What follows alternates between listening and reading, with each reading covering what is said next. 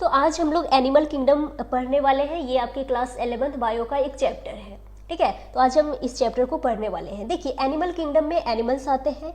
Animal kingdom को कुछ phylum में बांटा गया है। यहाँ पे एनसीईआरटी ने आपको इन कुछ फाइलम के बारे में पढ़ाया है, कुछ 11 फाइलम के बारे में पढ़ाया, तो हमें भी इन्हीं फाइलम को डिटेल में पढ़ना है। तो सबसे पहले फाइलम के नाम देख लें। Phylum Porifera, Coelenterata, Ctenophora, Platyhelminthes, Aschelminthes, Annelida, Arthropoda, Mollusca, Echinodermata, Hemichordata and Chordata. तो इन 11 फाइलम को हमको इस चैप्टर में पढ़ना है, ठीक है। इससे पहले एक चीज़ और याद रखना कि यहाँ पे इन फाइलम के जो नेम है जिस सीक्वेंस में लिखे हैं आपने इसी सीक्वेंस में याद रखना है, ठीक है। अब हम इन फाइलम को एक एक करके डिटेल में पढ़ेंगे। इससे पहले हम यहाँ पे पढ़ेंगे बेसिस ऑफ क्लासिफिकेशन। देखो, एनिमल्स को जो इन डिफरेंट फाइलम में बांटा गया है, कोई तो बेसिस, कोई तो आधार लिया गया होगा ना क्लासिफिकेशन के लिए। तो हम सबसे पहले उन बेसिस की चर्चा करेंगे, उस बेसिस के बारे में पढ़ेंगे। तो सबसे पहले हम यहाँ पे पढ़ने वाले हैं बेसिस ऑफ क्लासिफिकेशन, ठीक है। तो बेसिस ऑफ क्लासिफिकेशन में जो सबसे पहला बेसिस है यहाँ पे हमारे पास, वो है लेवल्स ऑफ ऑर्गेनाइजेशन, ठीक है। कि देखिए कि एनिमल की जो बॉडी है वो किस लेवल पे ऑर्गेनाइज होकर अपने सारे फंक्शन को परफॉर्म कर रही है, उस लेवल, उस बेसिस पे भी आप एनिमल्स को क्लासिफाई कर सकते हैं कि एनिमल की जो बॉडी है वो किस लेवल पे रह के, सेलुलर लेवल पे या टिश्यू लेवल पे या ऑर्गन लेवल पे या ऑर्गन सिस्टम लेवल पे, किस लेवल पे रह के अपने सारे फंक्शन को परफॉर्म कर रही है, उस बेसिस पे भी आप एनिमल्स को क्लासिफाई कर सकते हैं, ठीक है। तो इसमें सबसे लेवल्स ऑफ ऑर्गेनाइजेशन में जो सबसे पहला आता है वो आता है सेलुलर लेवल। एक चीज़ याद रखिएगा कि जो एनिमल्स होते हैं ना, एनिमल्स वो मल्टी सेलुलर होते हैं। तो जिन एनिमल में सेलुलर लेवल ऑर्गेनाइजेशन मिलेगा उनकी बॉडी जो है वो भी मल्टी सेलुलर होंगे। तो उनकी बॉडी जो है वो बहुत सारी सेल से मिलकर बनी होगी। लेकिन जो सेल्स है वो कैसे अरेंज है? Cells are arranged as loose cell aggregates. Cells जो है वो अरेंज्ड है एज लूज सेल एग्रीगेट्स, बिखरे हुए समूहों में। इन सेल्स के बीच में आपस में उतना अच्छा कोऑर्डिनेशन नहीं है, सेल्स ने मिलकर अभी टिश्यू नहीं बनाए हैं, ठीक है। तो बॉडी में डिफरेंट टाइप्स की सेल्स है और उन्हीं सेल्स के बीच में कुछ डिवीजन ऑफ लेबर देखने को मिलता है, मीन्स श्रम का विभाजन देखने को मिलता है, ठीक है। देखो लिखा भी है, some division of labour occur among the cells. Cells के बीच में कुछ डिवीजन ऑफ लेबर देखने को मिलता है। जैसे कि मान लो किसी सेल ने कहा कि हम डाइजेशन करवा देंगे, किसी ने कहा हम रिप्रोडक्शन करा देंगे, तो ऐसे करके इनका काम चल जाता है। तो यहाँ पे जो है वो फंक्शन को परफॉर्म करने के लिए सेल्स है, ठीक है। सेलुलर लेवल का ऑर्गेनाइजेशन हमें देखने को मिलता है फाइलम पॉरीफेरा के मेंबर्स में। फाइलम पॉरीफेरा के मेंबर्स को हम कॉमनली स्पॉन्जेस कह देते हैं। तो उनमें देखने को मिलता है सेलुलर लेवल ऑर्गेनाइजेशन। अब इससे एक लेवल आगे है टिश्यू लेवल। अब देखो, सेल्स ने कहा कि भाई अब मिलजुल के काम करते हैं, तो cells performing similar functions are arranged into tissues, कि सिमिलर फंक्शन करने वाली जो सेल्स थी उन्होंने मिलकर क्या बना दिए? टिश्यूज बना दिए। अब यहाँ पे फंक्शन को परफॉर्म करने के लिए टिश्यू है, ठीक है। और टिश्यू लेवल ऑर्गेनाइजेशन देखने को मिलता है सिलेंट्रेटा एंड टीनोफोरा में। ये एग्जांपल्स याद करने होंगे। अब इससे एक लेवल आगे है ऑर्गन लेवल। यहाँ पे क्या हुआ कि tissues are group together to form organs. Tissues ने मिलकर क्या बना दिए? ऑर्गन्स बना दिए। और यहाँ पे फंक्शन को परफॉर्म करने के लिए ऑर्गन है। ऑर्गन लेवल ऑर्गेनाइजेशन हमें देखने को मिलता है प्लेटीहेलमिन्थीज में, ठीक है। अब चलिए अब आगे बढ़ते हैं और अब हमारे पास यहाँ पे जो अगला है वो है ऑर्गन सिस्टम, ठीक है। अब यहाँ पे क्या हुआ कि organs associate to form an organ system, कि ऑर्गन्स ने मिलकर क्या बना दिए? ऑर्गन सिस्टम बना दिए। जैसे कि हमारे में भी ऑर्गन सिस्टम लेवल है, तो आप हमारी बॉडी को ही देखिए, कितने सारे ऑर्गन सिस्टम है ना, digestive system, reproductive system, excretory system. तो यहाँ पे फंक्शन को परफॉर्म करने के लिए ऑर्गन सिस्टम है। जैसे कि डाइजेस्टिव सिस्टम ने कहा कि भाई हम डाइजेशन करवा देंगे, रिप्रोडक्टिव सिस्टम ने कहा हम रिप्रोडक्शन करा देंगे, एक्सक्रीटरी सिस्टम ने कहा हम एक्सक्रीशन करा देंगे। तो यहाँ पे फंक्शन को परफॉर्म करने के लिए ऑर्गन सिस्टम है। और organ system level of organization कहाँ से कहाँ तक है? तो एस्केलमिन्थीज टू कॉर्डेटा। इसीलिए मैंने कहा कि ये सीक्वेंस में ही याद रखना आप फाइलम के नेम। तो एस्केलमिन्थीज से लेके यहाँ ये सारे यहाँ कॉर्डेटा तक मिलेगा ऑर्गन सिस्टम लेवल, ठीक है। ये याद हो गया आपको। अब चलो अब आगे बढ़ते हैं और अब हमारा जो दूसरा जो बेसिस है वो है सिमेट्री। अब सिमेट्री के बेसिस पे भी जानवर को क्लासिफाई कर सकते हैं, है ना। सिमेट्री के बेसिस पे जो जानवर हैं वहाँ वो 3 तरह के हो सकते हैं। एनसीईआरटी ने 3 तरह के आपको बताए हैं, एसिमेट्रिकल या रेडियली सिमेट्रिकल या बायलेटरली सिमेट्रिकल। तो सबसे पहले हम पढ़ते हैं asymmetrical. the body cannot be divided into two equal halves by any plane passing through the central axis। इसका क्या मतलब है, आइए एक डायग्राम से इसको समझते हैं। हाँ तो देखिए यहाँ पे ये डायग्राम है, ठीक है, इस डायग्राम से समझते हैं। यहाँ पे आप सपोज मान लीजिए ये कोई एक जानवर है, कोई एनिमल है, ठीक है, ये इसका हो गया सेंटर। अब इस जानवर को सेंटर से पास होने वाले इस प्लेन से अगर मैं कट करती हूँ तो मुझे दो बराबर भाग नहीं मिलेंगे। अगर इस प्लेन से कट करूं तो भी नहीं मिलेंगे, अगर इस प्लेन से कट करूं तो भी नहीं मिलेंगे, इस प्लेन से कट करूं तो भी नहीं मिलेंगे। इस जानवर को आप सेंट्रल एक्सिस से पास होने वाले किसी भी प्लेन से कट करो, किसी भी प्लेन से इस जानवर को कट करो, आपको दो बराबर भाग कभी नहीं मिलेंगे। इसमें सिमेट्री है ही नहीं, ये एसिमेट्रिकल जानवर है, ठीक है। तो पहला क्या था, एसिमेट्रिकल, आपको समझ में आ गया। अब और एग्जाम्पल्स देख लेते हैं। एग्जाम्पल्स तो बहुत ही इंपॉर्टेंट है। तो एसिमेट्रिकल में एग्जाम्पल्स देख लीजिए कि मोस्ट पॉरीफेरस, मैंने कहा कि फाइलम पॉरीफेरा के मेंबर्स को हम स्पॉन्जेस भी कह देते हैं। तो जो मोस्ट स्पॉन्जेज है, याद रखना मोस्ट, ऑल नहीं, मोस्ट स्पॉन्जेज कैसे होते हैं, एसिमेट्रिकल होते हैं, ठीक है। अब देखो, अब दूसरा जो है वो है radially symmetrical animal. Radial symmetry क्या होती है, when any plane passing through the central axis of the body divides the organism into two identical half. इसका क्या मतलब है, आइए इसको भी एक डायग्राम से समझते हैं। यहाँ पे यही एक डायग्राम है। देखो सपोज ये कोई एनिमल है ना, बॉल जैसा दिखने वाला एनिमल है, ये इसका सेंट्रल एक्सिस हो गया, ये सेंटर हो गया। अब अगर मैं इस जानवर को सेंटर से पास होने वाले इस प्लेन से कट करूं, इस प्लेन से, तो मुझे दो बराबर भाग मिल जाएंगे। अगर मैं इस प्लेन से ना कट करके इस प्लेन से कट करूं तो भी दो बराबर भाग मिल जाएंगे। अगर मैं इस प्लेन से कट करती हूं तो भी मिल जाएंगे, इस प्लेन से कट करती हूं तो भी मिल जाएंगे। मतलब इस एनिमल को सेंट्रल एक्सिस से पास होने वाले किसी भी प्लेन से आप कट करो, आपको दो बराबर भाग मिल जाएंगे। आप देख रहे हैं ना कि कई सारे प्लेन से कट करने पे इस जानवर के दो बराबर भाग मिल रहे हैं। तो सेंट्रल एक्सिस से पास होने वाले किसी भी प्लेन से इस जानवर को कट कीजिए, आपको दो बराबर भाग मिल जाएंगे। ऐसी सिमेट्री को कहते हैं रेडियल सिमेट्री, और ये जो जानवर है ये कहलाएगा रेडियली सिमेट्रिकल। अब इसके क्या एग्जाम्पल्स हैं, आइए देख लेते हैं। सॉरी, इस पेज में है तो यहाँ पे देख लीजिए।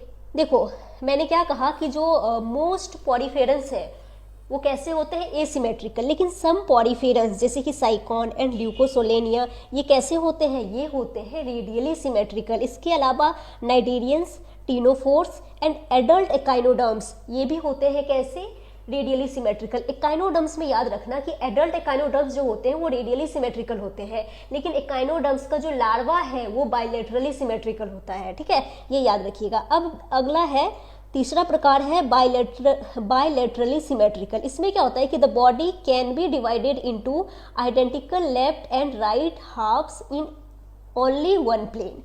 आप इसका देखिए, मैं डायग्राम से समझाती हूँ, इसको यहीं पे रहने देते हैं। एनसीईआरटी के डायग्राम से समझते हैं। एनसीईआरटी में बड़ा ही अच्छा डायग्राम दिया है। ये देखो, ये तो रेडियल सिमेट्री है, ये मैंने आपको समझा दिया। ये यहाँ पे देखो बायलेटरल सिमेट्री का ये वाला डायग्राम है। यहाँ पे देखो ये एक जानवर है, ठीक है।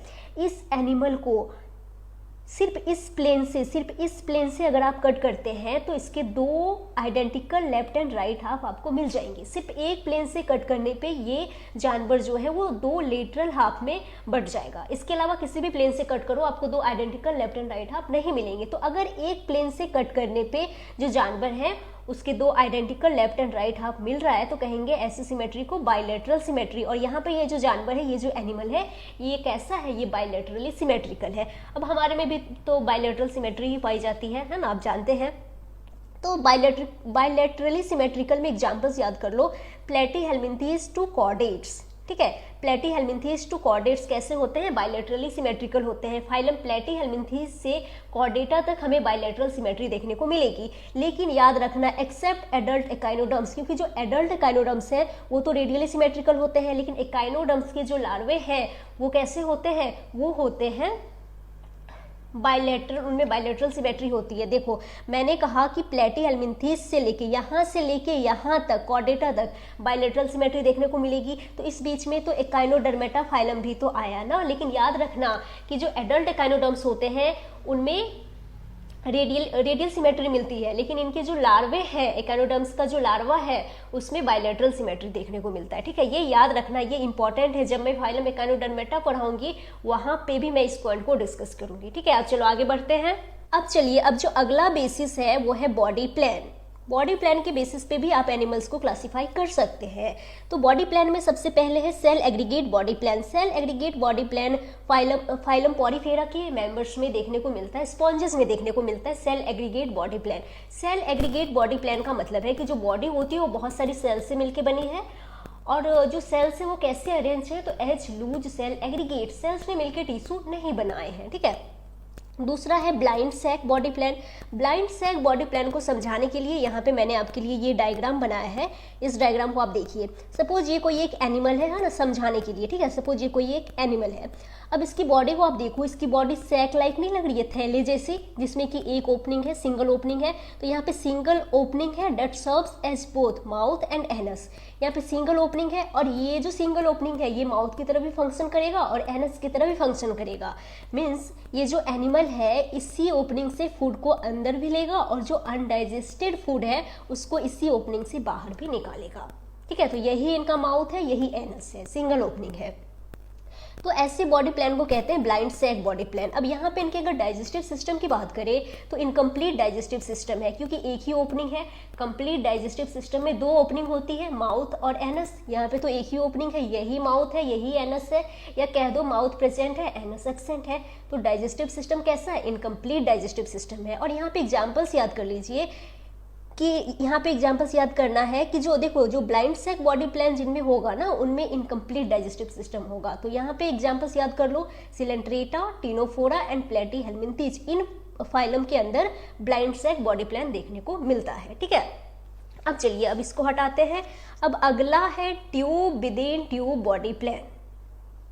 अब इसको समझाने के लिए यहाँ पे ये मैंने डायग्राम बनाया है एक आपके लिए। तो सपोज ये कोई एक एनिमल है, इसमें ये जो मैंने काले रंग से बनाया है ये इसकी बॉडी है। इसकी बॉडी को एक ट्यूब मान लो, और अंदर ये इसका एलिमेंट्री कैनाल है, डाइजेस्टिव ट्रैक्ट, इसको एक ट्यूब मान लो। तो बॉडी के अंदर, बॉडी खुद एक ट्यूब है, तो ट्यूब के अंदर ट्यूब है, तो बॉडी प्लान क्या हो गया? Tube within tube body plan, ठीक है। अब यहाँ पे देखिए आप, माउथ भी प्रेजेंट है, एनस भी प्रेजेंट है। तो माउथ भी प्रेजेंट, एनस भी प्रेजेंट। तो यहाँ पे इनमें कंप्लीट डाइजेस्टिव सिस्टम है। तो tube within tube body plan जिनमें पाया जाएगा उनमें कंप्लीट डाइजेस्टिव सिस्टम होता है। और यहाँ पे एग्जाम्पल्स याद करना है, स्केलमिन्थीज टू कॉर्डेटा, ठीक है। तो ये हो गया। अब चलिए अब आगे देखते हैं। अब यहाँ पे हमारा जो नेक्स्ट बेसिस है वो है जर्म लेयर्स। जर्म लेयर्स के बेसिस पे भी एनिमल्स को क्लासिफाई किया जाता है। जर्म लेयर्स के बेसिस पे जो एनिमल्स हैं वो 2 तरह के हो सकते हैं, डिप्लोब्लास्टिक एंड ट्रिप्लोब्लास्टिक एनिमल्स, ठीक है। अब जर्म लेयर्स क्या होती है तो ये मैं आपको एम्ब्रियोलॉजी में ह्यूमन रिप्रोडक्शन वाले चैप्टर में बताऊंगी। फिलहाल आप समझ लीजिए कि एम्ब्रियोनिक डेवलपमेंट के टाइम पे बनती है। अगर आपने कभी भी थोड़ा भी ह्यूमन रिप्रोडक्शन पढ़ा हो तो आपने पढ़ा होगा है ना, 3 germ layers, ectoderm, mesoderm, endoderm. हम कहते हैं ना कि हम ट्रिप्लोब्लास्टिक है, हमारी बॉडी जो है वो इन्हीं 3 जर्म लेयर्स से डेवलप होती है, हमारी पूरी बॉडी। तो हम कहते भी हैं हम ट्रिप्लोब्लास्टिक है। तो जो ट्रिप्लोब्लास्टिक एनिमल्स होते हैं ना, इनकी बॉडी 3 जर्म लेयर्स से डेवलप होती है। वो 3 जर्म लेयर्स कौन कौन सी हैं? तो एक्टोडर्म, मेसोडर्म एंड एंडोडर्म। लेकिन सभी एनिमल्स ट्रिप्लोब्लास्टिक नहीं होते हैं, कुछ एनिमल्स डिप्लोब्लास्टिक भी होते हैं। और जो डिप्लोब्लास्टिक एनिमल्स होते हैं इनकी बॉडी 2 जर्म लेयर्स से डेवलप होती है। और वो 2 जर्म लेयर कौन कौन सी है? Ectoderm and endoderm. इनमें मेसोडर्म नहीं होती है। आप डायग्राम देख लीजिए, एनसीईआरटी में 1 मिनट डायग्राम दिया है, तो आप यहाँ पे डायग्राम भी देख सकते हैं, ठीक है। तो यहाँ पे आप देखिए कि ये तो ट्रिप्लोब्लास्टिक का डायग्राम है और ये डिप्लोब्लास्टिक का डायग्राम है। तो ट्रिप्लोब्लास्टिक में आप देखिए 3 जर्म लेयर आपको दिख रहे हैं। ये है आउटर एक्टोडर्म, मिडिल मेसोडर्म और इनर एंडोडर्म। तो जो ट्रिप्लोब्लास्टिक एनिमल्स है इनकी बॉडी 3 जर्म लेयर से बनती है। और ये यहाँ पे डिप्लोब्लास्टिक को दिखाया गया है। तो यहाँ पे आप देखिए आउटर एक्टोडर्म है, इनर एंडोडर्म है, लेकिन यहाँ पे मेसोडर्म नहीं है। लेकिन हाँ, एक्टोडर्म और एंडोडर्म के बीच में एक अनडिफरेंशिएटेड लेयर है जिसे मेसोग्लिया कहते हैं। तो ये डायग्राम भी याद रखना क्योंकि एनसीईआरटी में है। अब चलिए अब आगे बढ़ते हैं। आइए अब जो हमारा अगला बेसिस है वो है सीलोम, बॉडी कैविटी। सीलोम के बेसिस पे भी आप एनिमल्स को क्लासिफाई कर सकते हैं। सीलोम के बेसिस पे जो एनिमल्स होते हैं वो 3 तरह के हो सकते हैं, एसिलोमेट, स्यूडोसिलोमेट एंड सीलोमेट। तो आइए समझते हैं कि आखिर ये सीलोम क्या है। तो एनसीईआरटी का ही ये डायग्राम है, इस डायग्राम से समझते हैं। इस डायग्राम में देखिए सीलोम दिखाया गया है। सीलोम क्या है कि space between body wall and gut wall lined by mesoderm. कि देखिए ये ट्रांसवर्स सेक्शन में डायग्राम है, समझ लीजिए। यहाँ पे ये देखो सबसे बाहर ये क्या है, ये बॉडी वॉल है, और ये क्या है अंदर, ये गट है। तो बॉडी वॉल और गट के बीच में क्या स्पेस है क्या, हाँ है ना, व्हाइट रंग में दिखाया गया है, ये स्पेस है। तो space between body wall and gut wall, body wall और गट वॉल के बीच में ये जो स्पेस है ये क्या है, ये बॉडी कैविटी है। और ऐसी बॉडी कैविटी जो दोनों तरफ से मेसोडर्म से लाइन हो उसे कहते हैं सीलोम। तो क्या यहाँ पे ये जो बॉडी कैविटी है ये दोनों तरफ से मेसोडर्म से लाइन है, हाँ है ना, आप देखो दोनों तरफ से ये मेसोडर्म से लाइन है, तो इसे ही क्या कहेंगे, सीलोम कहेंगे। आप ना सीलोम की डेफिनेशन को जब आपको सीलोम को जब आपको पता करना हो तो आप बस दो छोटी सी बात लगाइए यहाँ पे। पहला कि space between body wall and gut wall, body wall और गट के बीच में क्या कोई स्पेस है, अगर है तो लाइंड बाय मेसोडर्म, क्या ये मेसोडर्म से लाइंड है, तो यहाँ पे देखो हाँ है, तो इसे कहेंगे सीलोम। ठीक है, और जिस एनिमल में सीलोम होगा उसे कहेंगे सीलोमेट एनिमल। ठीक है, अब अगला है स्यूडोसीलोम। ये क्या होता है कि यहाँ पे आप देखिए कि वही आपको अप्लाई करना है दो बात, कि space between body wall and gut wall lined by mesoderm. तो यहाँ पे ये बॉडी वॉल है, ये गट है, तो बॉडी वॉल और गट के बीच में स्पेस है, हाँ है स्पेस, दिख रहा है स्पेस, ये देखो स्पेस है। क्या ये स्पेस मेसोडर्म से लाइन है, नहीं, यहाँ पे ये स्पेस मेसोडर्म से लाइन नहीं है। आप देखो ये मेसोडर्म जो है स्कैटर्ड पाउचेस के फॉर्म में प्रेजेंट है, तो इससे कहेंगे कि ये स्यूडोसीलोम है, झूठा सीलोम है। ठीक है, और जिस जानवर में स्यूडोसीलोम होगा उसे कहेंगे स्यूडोसीलोमेट एनिमल। अब तीसरा ये ए सीलोमेट का डायग्राम दिखाया गया, यहाँ पे देखो ये बॉडी वॉल है, ठीक है, और ये गट है।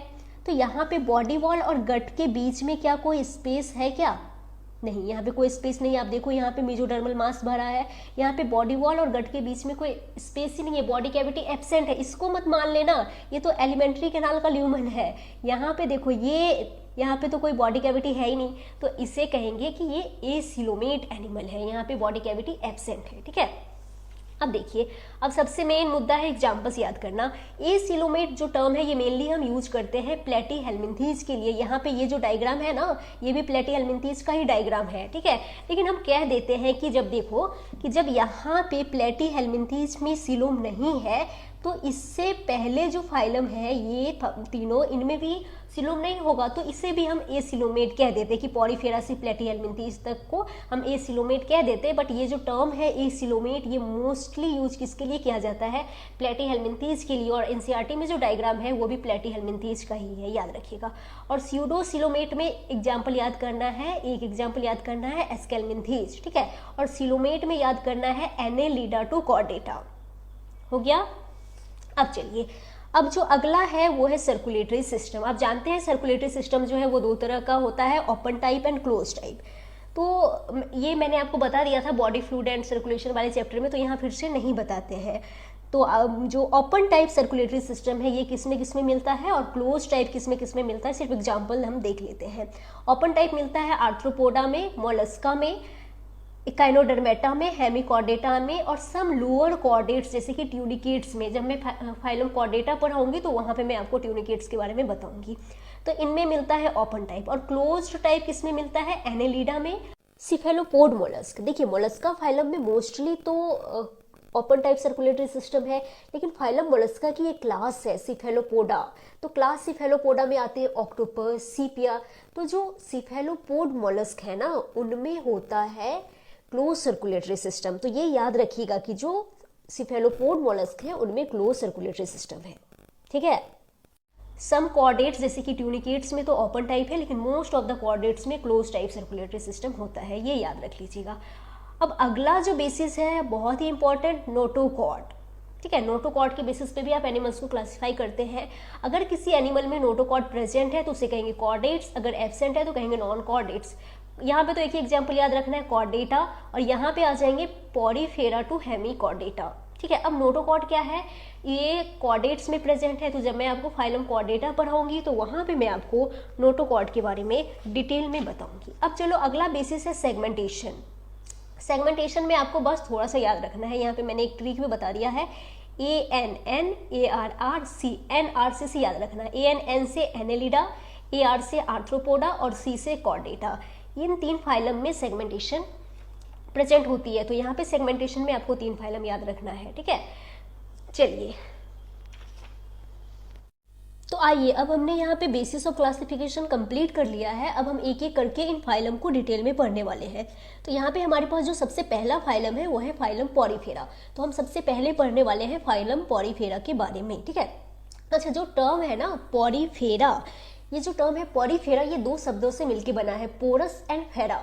पोरस का मतलब होता है पोर्स एंड फेरा का मतलब होता है बियरर्स, यानी इनके इस फाइलम के जो मेंबर्स हैं उनकी बॉडी पे बहुत सारे छेद होते हैं ना, ये पोर्स बियरिंग एनिमल्स हैं। फाइलम पॉरीफेरा के मेंबर्स को कॉमनली स्पॉन्जेस कहा जाता है, तो कॉमनली नोन एज स्पॉन्जेस, ठीक है। इस फाइलम में प्रिमिटिव मल्टी सेलुलर एनिमल्स को रखा गया है। अब अगर इनके हैबिटाट की बात करें तो ये एक्वेटिक होते हैं, जलीय होते हैं, उसमें भी मोस्टली मैरीन है, ज़्यादातर तो समंदर के पानी में है। फ्यू फ्रेश वाटर भी है, कुछ फ्रेश वाटर में भी पाए जाते हैं। एक एग्जाम्पल याद रख लेना, स्पॉन्जिला, ठीक है।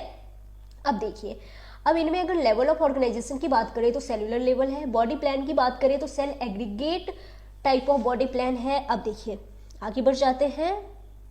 यहाँ पे अगर हम सिमेट्री की बात करें तो आपको पहले भी बता दिया है कि जो स्पॉन्जेस होते हैं वो मोस्टली एसिमेट्रिकल होते हैं। स्पॉन्जेस मोस्टली एसिमेट्रिकल होते हैं, लेकिन हाँ फ्यू रेडियली सिमेट्रिकल भी होते हैं, जैसे कि साइकॉन एंड ल्यूकोसोलेनिया।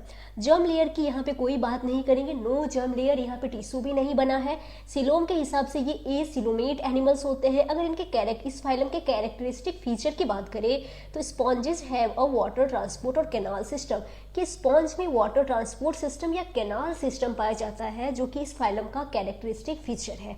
अब ये क्या है, आइए थोड़ा हम यहाँ पे समझ लेते हैं। तो देखिए क्या लिखा है कि water enters through minute pores ostia in the body wall into a central cavity spongocoel from where it goes out through the osculum. इसका क्या मतलब है, आइए समझते हैं। ये डायग्राम मैंने आपके लिए बनाया है। तो सपोज यहाँ पे ये मैंने एक स्पॉन्ज बनाया है, ठीक है। इसकी बॉडी को, स्पॉन्ज की बॉडी को जब आप देखते हैं तो इनकी बॉडी पे बहुत सारे ऐसे छोटे छोटे पोर्स पाए जाते हैं, छेद पाए जाते हैं, जिन्हें ऑस्ट्रिया कहते हैं। इसी पोर्स के थ्रू वाटर जो है इनकी बॉडी में एंटर करेगा। और यहाँ पे आप देखो कि ये जो लार्जर ओपनिंग है, ये इसे कहते हैं ऑस्क्यूलम। यहाँ से जो पानी है, वाटर है, वो बाहर निकल जाता है। अब देखो ये जो डायग्राम है यहाँ पे, इसी का अगर मैं लॉन्गिट्यूडनल सेक्शन कट करके दिखाऊं तो ये कुछ ऐसा दिखेगा, ठीक है। कुछ ऐसा दिखेगा। तो यहाँ पे आप देखो कि इनकी बॉडी में बहुत सारे छोटे छोटे पोर्स होते हैं, जिन्हें हम क्या कहते हैं, ऑस्ट्रिया कहते हैं। ऑस्ट्रिया के थ्रू जो वाटर है इनकी बॉडी में एंटर करता है।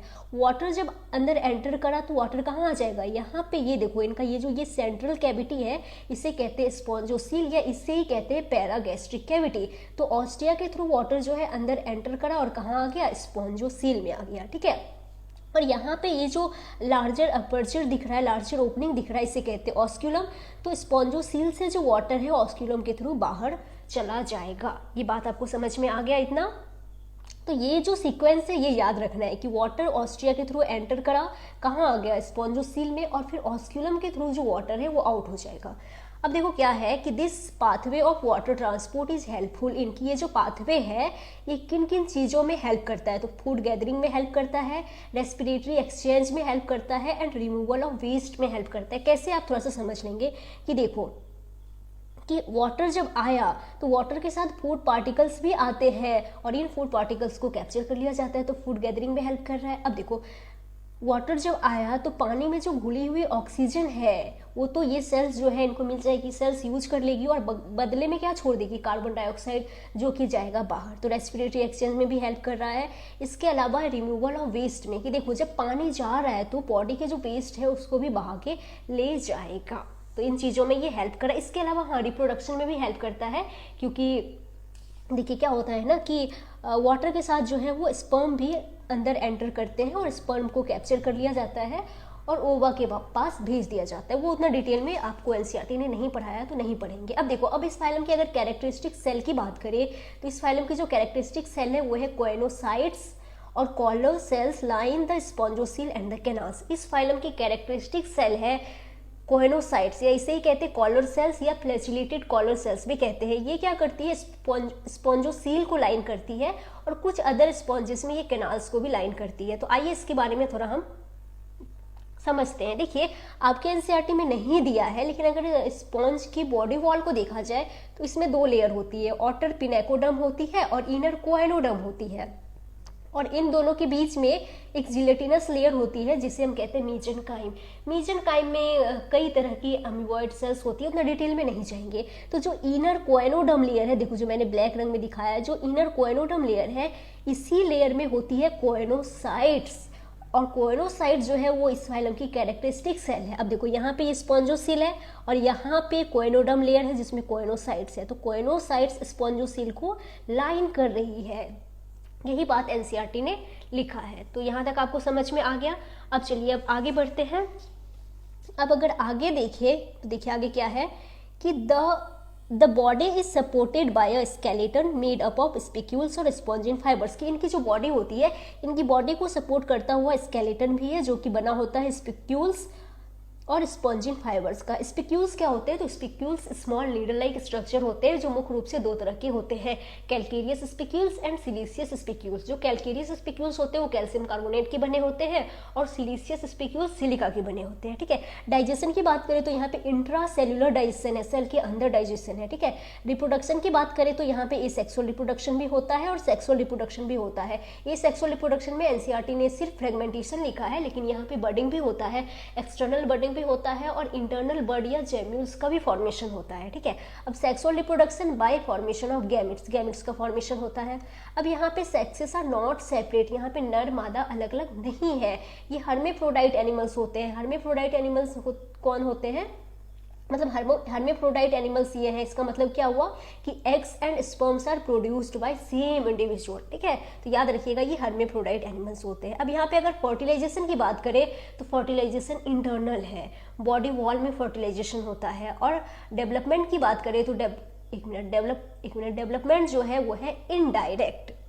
तो डेवलपमेंट कैसा? इनडायरेक्ट डेवलपमेंट है। अच्छा, इनडायरेक्ट डेवलपमेंट क्या होता है कि अगर लाइफ साइकिल में लार्वल स्टेज प्रेजेंट होती है, ऐसे डेवलपमेंट को कहा जाता है इनडायरेक्ट डेवलपमेंट। अगर डेवलपमेंट लार्वल स्टेज से होकर होता है तो ऐसे डेवलपमेंट को हम इनडायरेक्ट डेवलपमेंट कहते हैं। अगर लाइफ साइकिल में लार्वल स्टेज एब्सेंट है तो कहेंगे डायरेक्ट डेवलपमेंट। ठीक है। तो यहाँ पे इनडायरेक्ट डेवलपमेंट है। अब देखिए, अब एग्जाम्पल्स देख लेते हैं। तो यहाँ पे जो एनसीईआरटी में एग्जाम्पल्स दिए हैं वही डिस्कस करेंगे। तो पहला है साइकॉन या इसे स्काइफा भी कहते हैं। स्पॉन्जिला, ये फ्रेश वाटर स्पॉन्ज है, पहले भी बताया। You Spongia, bath sponge. तो इनका कॉमन नेम भी याद करना है। अब चलिए अब आगे बढ़ते हैं।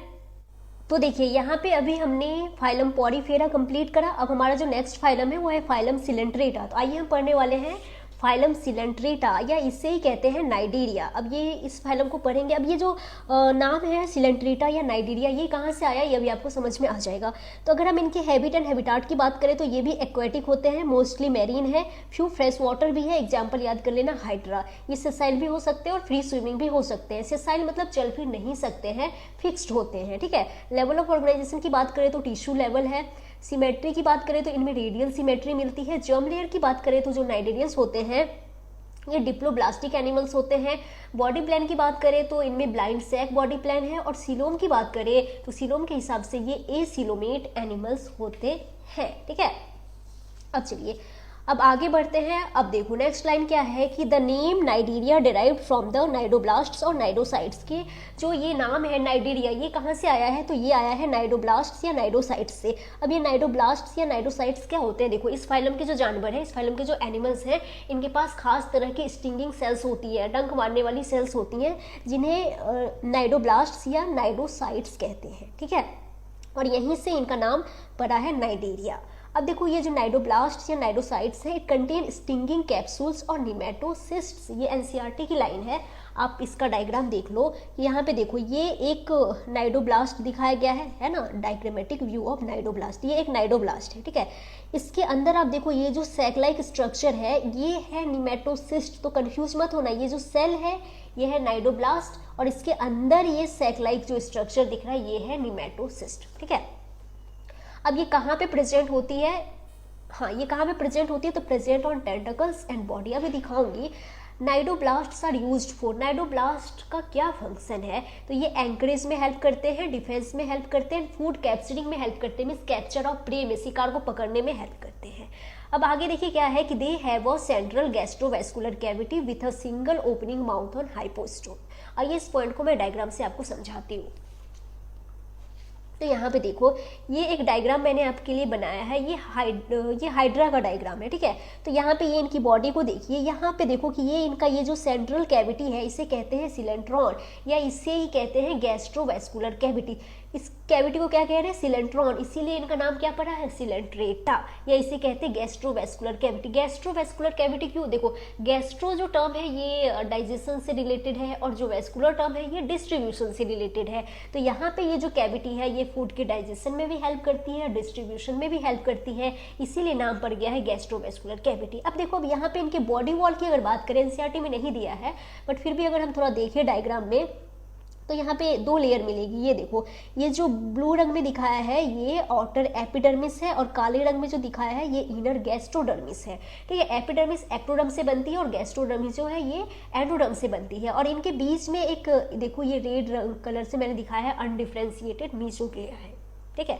अब देखो यहाँ पे ये जो कॉनिकल एलिवेशन दिख रहा है ना, इसे कहते हैं हाइपोस्टोम, और इसी पे यहाँ माउथ है, एक्चुअली यही माउथ है, यही एनस है, ठीक है। तो यहाँ पे माउथ लिखा है, तो क्या ये भी कह सकते हैं कि माउथ प्रेजेंट है, एनस एब्सेंट है। इसी के थ्रू ये जो है फूड को लेंगे और अनडाइजेस्टेड फूड को बाहर निकालेंगे। इसके बारे में मैं बताया था ना कि ब्लाइंड सेक बॉडी प्लान है, इनकम्प्लीट डाइजेस्टिव सिस्टम है, ठीक है। अब देखो यहाँ पे ये है इनका टेंटकल, तो जो नाइडोब्लास्ट्स है ना वो टेंटकल पे भी है और बॉडी पे भी होती है, लेकिन यहाँ पे इनका नंबर ज़्यादा होता है। तो यही समझाना था, आपने समझ लिया। अब देखो आगे बढ़ते हैं, और अब आगे यहाँ पे इनके डाइजेशन की बात की गई है, तो इनमें एक्स्ट्रा सेलुलर डाइजेशन भी है एंड इंट्रा सेलुलर डाइजेशन भी है। Actually first extra cellular digestion है and then intra cellular digestion है, याद रखना। Some of the cnidarians example corals have a skeleton composed of calcium carbonate. देखो कुछ नाइडेरियंस ऐसे होते हैं जो अपने चारों तरफ कैल्शियम कार्बोनेट का स्केलेटन सिक्रीट करते हैं, उन्हें हम कोरल्स कहते हैं, ठीक है। अब आगे क्या है कि cnidarians exhibit two basic body form. देखो नाइडेरियंस की अगर इनकी बॉडी को देखा जाए तो ये आपको दो फॉर्म में मिल सकते हैं, दो मॉर्फोलॉजिकल फॉर्म में मिल सकते हैं, ठीक है। मीन्स कहने का मतलब है कि यहाँ पे दो जो है फॉर्म में नाइडेरियंस मिलते हैं इनकी बॉडी को अगर आप देखिए तो। वो दो फॉर्म कौन कौन सी है? एक है पॉलीफॉर्म, एक है मेडूसा फॉर्म, ठीक है। जो पॉलीफॉर्म है ये कैसी होती है? सेसाइल होती है एंड सिलेंड्रिकल होती है, और जो मेडूसा फॉर्म है ये अम्ब्रेला शेप होती है एंड फ्री स्विमिंग होती है। आप देख लो एनसीईआरटी में दिया भी है डायग्राम, ये देखो, ये यहाँ पे ये पॉलीफॉर्म है और ये मेडूसा फॉर्म है, आप देख लेना बाद में अच्छे से। तो कहने का मतलब है कि जो कुछ नाइडेरियंस हैं वो पॉलीफॉर्म में मिलते हैं और कुछ नाइडेरियंस जो है वो मेडूसा फॉर्म में मिलते हैं। जैसे कि जो हाइड्रा है, एडेम्सिया है, ये हमेशा पॉलीफॉर्म में मिलेंगे। जो ऑरेलिया है या जेलीफिश, देखो नाम में फिश है लेकिन ये फिश नहीं है, तो ये हमेशा मेडूसा फॉर्म में मिलेंगे। लेकिन हाँ, कुछ नाइडेरियंस ऐसे होते हैं जो दोनों फॉर्म में मिलते हैं, जैसे कि ओवेलिया। तो ऐसे नाइडेरियंस जो दोनों फॉर्म में मिलते हैं वो एक बड़े ही शानदार प्रॉपर्टी शो करते हैं, अल्टरनेशन ऑफ जनरेशन। आइए समझते हैं। देखो क्या लिखा है, इस लाइन को अच्छे से समझेंगे कि those cnidarians which exist in both forms exhibit alternation of generation metagenesis, that is polyps produce medusae asexually and medusae produce the polyps sexually. देखो एग्जाम्पल है ओवेलिया, मीन जो ओवेलिया है ये आपको दोनों फॉर्म में मिल सकते हैं। कुछ ओवेलिया आपको पॉलीफॉर्म में भी मिल सकते हैं, कुछ ओवेलिया आपको मेडूसे फॉर्म में भी मिल सकते हैं। और ऐसे नाइडेरियंस जो दोनों फॉर्म में मिलते हैं वो शो करते हैं अल्टरनेशन ऑफ जनरेशन। मतलब कि मान लो ये एक ओवेलिया है, ठीक है, ये एक ओवेलिया है, एक मिनट, हाँ, ये इस जनरेशन का ओवेलिया है और ये पॉलीफॉर्म में है, ठीक है। ये अगर अपनी नेक्स्ट जनरेशन लाना चाहे तो ये नेक्स्ट जनरेशन में बनाएगा मेडूसा वाला ओवेलिया, ये नेक्स्ट जनरेशन में मेडूसा वाले ओवेलिया लेके आएगा। और जो मेडूसा वाला ओवेलिया है ये अगर अपनी नेक्स्ट जनरेशन लाना चाहे तो ये पॉलिप वाला ओवेलिया को बनाएगा, ठीक है। तो यहाँ पे पॉलिप एंड मेडूसा फॉर्म का अल्टरनेशन हो रहा है, ठीक है। और याद रखिएगा मोस्ट इंपॉर्टेंट कि पॉलिप से मेडूसा बनता है एसेक्सुअली और मेडूसा से पॉलिप बनता है सेक्सुअली। इसे कहते हैं अल्टरनेशन ऑफ जनरेशन या मेटाजेनेसिस, ठीक है। अब एग्जाम्पल्स याद कर लेते हैं। एग्जाम्पल्स में हाइड्रा, ये फ्रेश वाटर है, याद कर लीजिएगा, पहले भी बताया था। अब देखो, अब यहाँ पे और भी कई सारे एग्जाम्पल्स हैं और इधर मैंने इनके कॉमन नेम लिखे, ये एनसीईआरटी में भी है।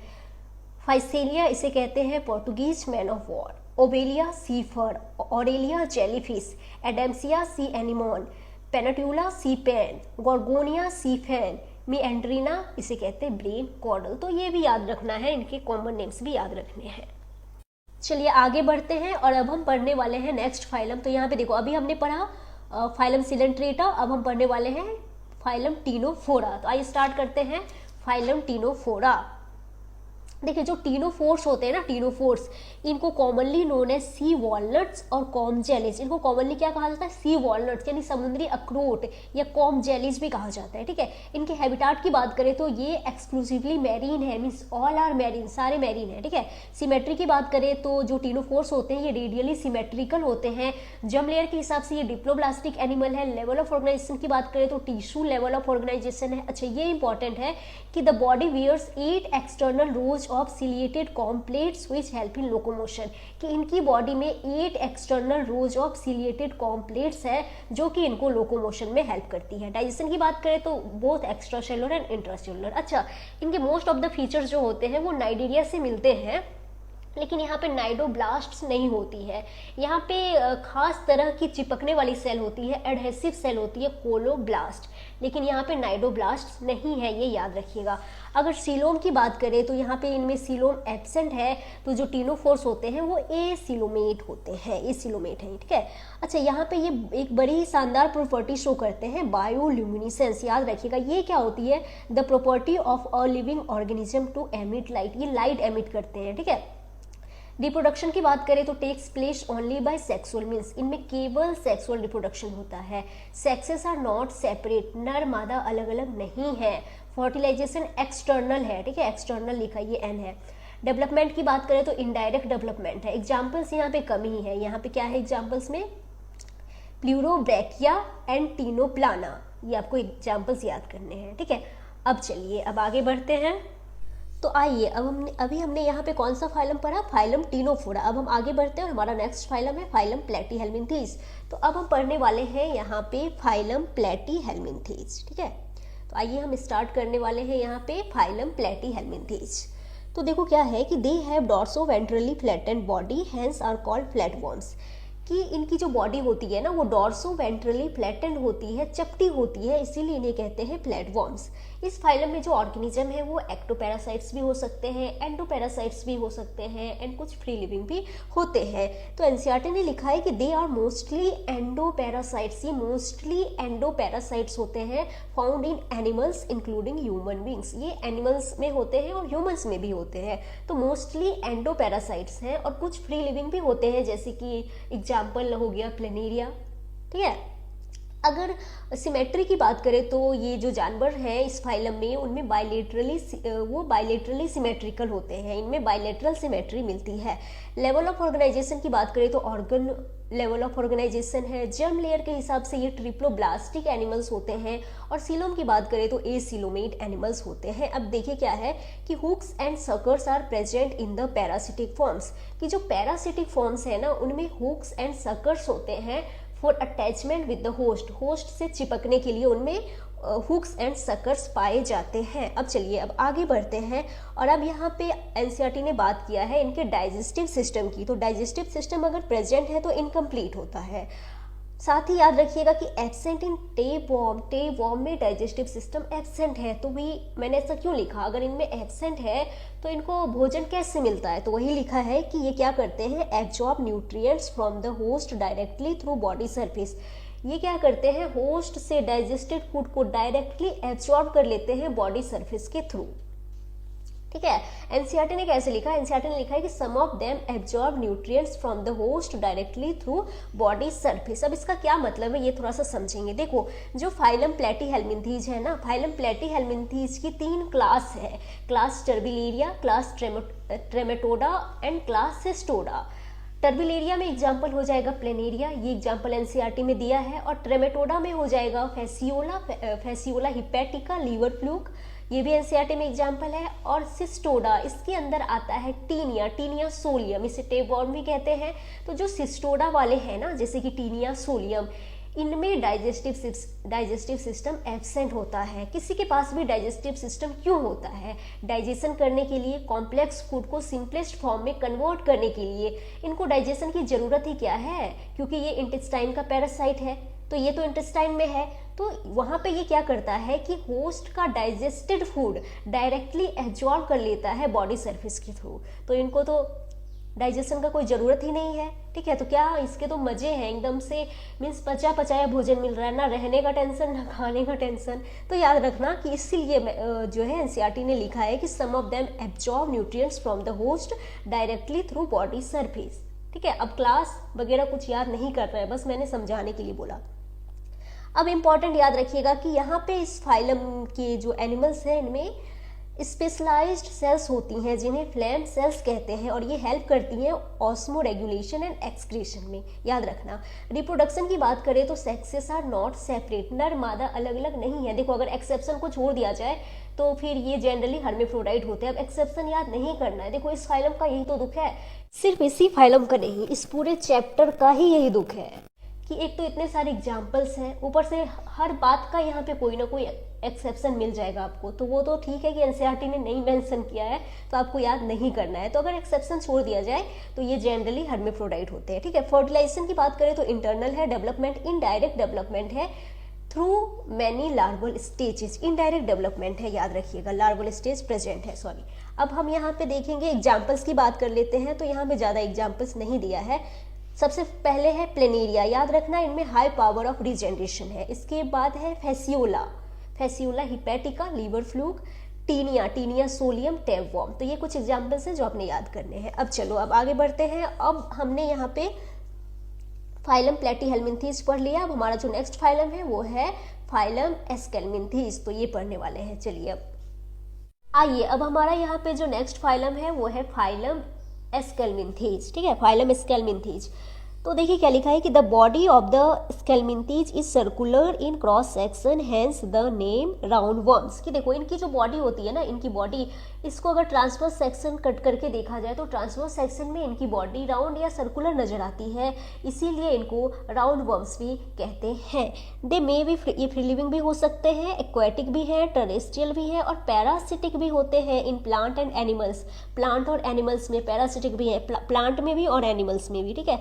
लेवल ऑफ ऑर्गेनाइजेशन की बात करें इनमें अगर, तो ऑर्गन सिस्टम लेवल है। सिमेट्री की बात करें तो बायलेटरली सिमेट्रिकल एनिमल्स होते हैं, ये जर्म लेयर के हिसाब से ट्रिप्लोब्लास्टिक एनिमल्स हैं। सीलोम की बात करें तो ये स्यूडो सिलोमेट्स हैं, मीन्स इनमें स्यूडो सिलोम प्रेजेंट होती है। डाइजेस्टिव सिस्टम की बात करें तो यहाँ पे एलिमेंट्री, यहाँ पे कैनाल लिख लीजिएगा, ठीक है, मैं भूल गई लिखना इसलिए बता दे रही हूँ, यहाँ पे कैनाल लिख लेना। एलिमेंट्री कैनाल इज कंप्लीट, यानी कि इनमें कंप्लीट डाइजेस्टिव सिस्टम है with a well developed muscular pharynx, और इसमें वेल डेवलप्ड मस्क्यूलर फेरिंग्स पाया जाता है। अब चलो अब आगे देखते क्या है। तो आगे यहाँ पे एनसीईआरटी ने इनके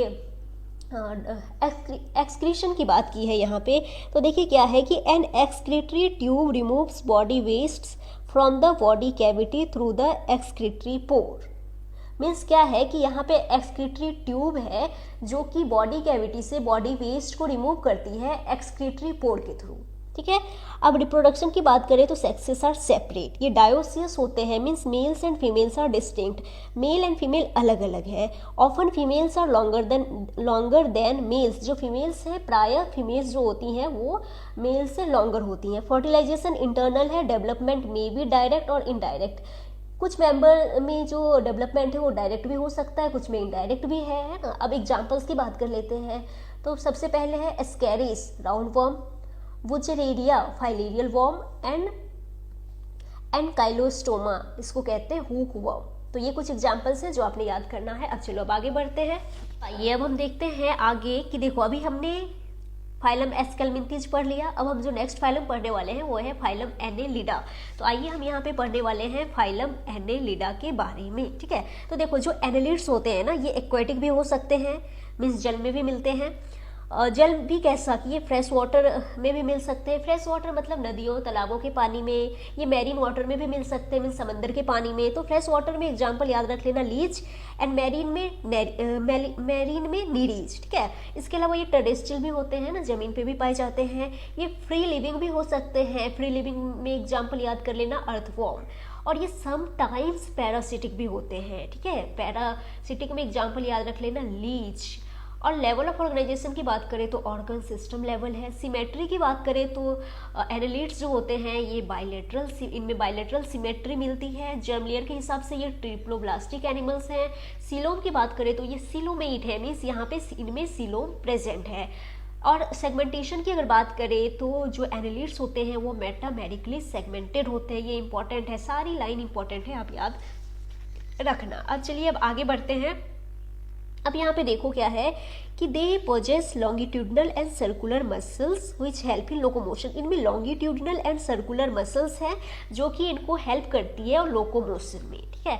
एक्वेटिक एनालिट्स, जलीय annelids like Nereis possess lateral appendages parapodia which help in swimming. देखो जो एक्वेटिक एनालिट्स है ना, जलीय जल में मिलने वाले एनालिट्स जैसे कि नीरीज, इनमें लेटरल अपेंडेजेस पैरापोडिया होता है जो कि इनको स्विमिंग में, तैरने में हेल्प करता है। अब देखना चाहेंगे तो एनसीईआरटी में दिया है डायग्राम, ये देखो, ये यहाँ पे नीरीज का डायग्राम है। इसमें देखो ये लेटरल अपेंडेजेस पाया जाता है पैरापोडिया जो कि इनको तैरने में हेल्प करता है। चलिए अब आगे बढ़ जाते हैं। अब यहाँ पे अगर हम डाइजेस्टिव सिस्टम की बात करें तो कंप्लीट डाइजेस्टिव सिस्टम है। सर्कुलेटरी सिस्टम की बात करें तो क्लोज्ड सर्कुलेटरी सिस्टम है। और ये याद रखिएगा, बहुत इंपॉर्टेंट है कि नेफ्रीडिया, यहाँ पे नेफ्रीडिया प्रेजेंट है जो कि हेल्प करता है, help in osmoregulation and excretion, osmoregulation and excretion में हेल्प करता है। अब एनसीईआरटी ने यहाँ पे इनके न्यूरल सिस्टम के बारे में थोड़ा आपको बताया है यहाँ पे, तो मैं आपको थोड़ा सा न्यूरल सिस्टम को और बताना चाहती हूँ कि देखिए जो नर्वस सिस्टम है ना, ये एब्सेंट है पॉरीफेरा में और प्रेजेंट होता है सिलेंट्रेटा टू कॉर्डेटा, ठीक है।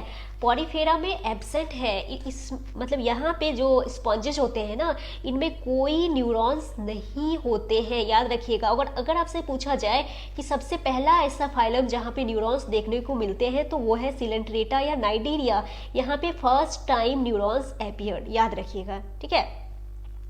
तो इतना ही। इसके अलावा यहाँ पे देखो मैंने लिख दिया, ये शॉर्ट में लिखा है प्लेटीहेल्मिन्थेस में लेडर लाइक एनएस यानी नर्वस सिस्टम होता है, ये याद कर लेना। अब चलो अब आगे बढ़ते हैं, अब इसके नर्वस सिस्टम को देखते हैं। तो यहाँ पे देखो क्या है कि consists of paired ganglia. Neural system में पेयर्ड गैंग्लिया है। गैंग्लिया समझते हैं ना, collection of cell bodies of neurons, जहाँ न्यूरॉन्स की सेल बॉडीज इकट्ठी हो जाती है उसे गैंग्लिया कहते हैं। गैंग्लिया को कनेक्ट करते हुए लेटरल नर्व्स हैं और मोस्ट इंपॉर्टेंट याद रखना कि यहाँ पे डबल वेंट्रल नर्व कॉर्ड है, डबल वेंट्रल नर्व कॉर्ड है। मैं जो आपको डिफरेंस बताऊंगी कॉर्डेट्स एंड नॉन कॉर्डेट्स में, तो वहाँ पे फिर से ये बात डिस्कस करेंगे, ठीक है। अब चलो अब आगे बढ़ जाते हैं और देखते हैं आगे क्या है। तो देखिए जो नीरीज है ना, नीरीज ये डायोसियस होता है, मतलब यूनिसेक्सुअल है, मेल एंड फीमेल अलग है। लेकिन जो अर्थवॉर्म्स एंड लीच होते हैं ना, ये मोनोसियस होते हैं, बाइसेक्सुअल होते हैं। अर्थवॉर्म्स एंड लीच में मेल एंड फीमेल अलग नहीं होते हैं। रिप्रोडक्शन की बात करें तो इनमें सेक्सुअल रिप्रोडक्शन होता है। एग्जाम्पल्स में Nereis, Pheretima earthworm and Hirudinaria blood sucking Leach. तो ये एग्जाम्पल्स हैं जो आपको याद करने हैं। अब चलो अब आगे बढ़ते हैं, और अब हम देखते हैं कि हमारा जो नेक्स्ट फाइलम है वो कौन सा है। तो अभी हमने फाइलम एनेलिडा पढ़ा, अब हम पढ़ेंगे फाइलम आर्थ्रोपोडा। जो फाइलम आर्थ्रोपोडा है ये एनिमल किंगडम का सबसे बड़ा फाइलम है।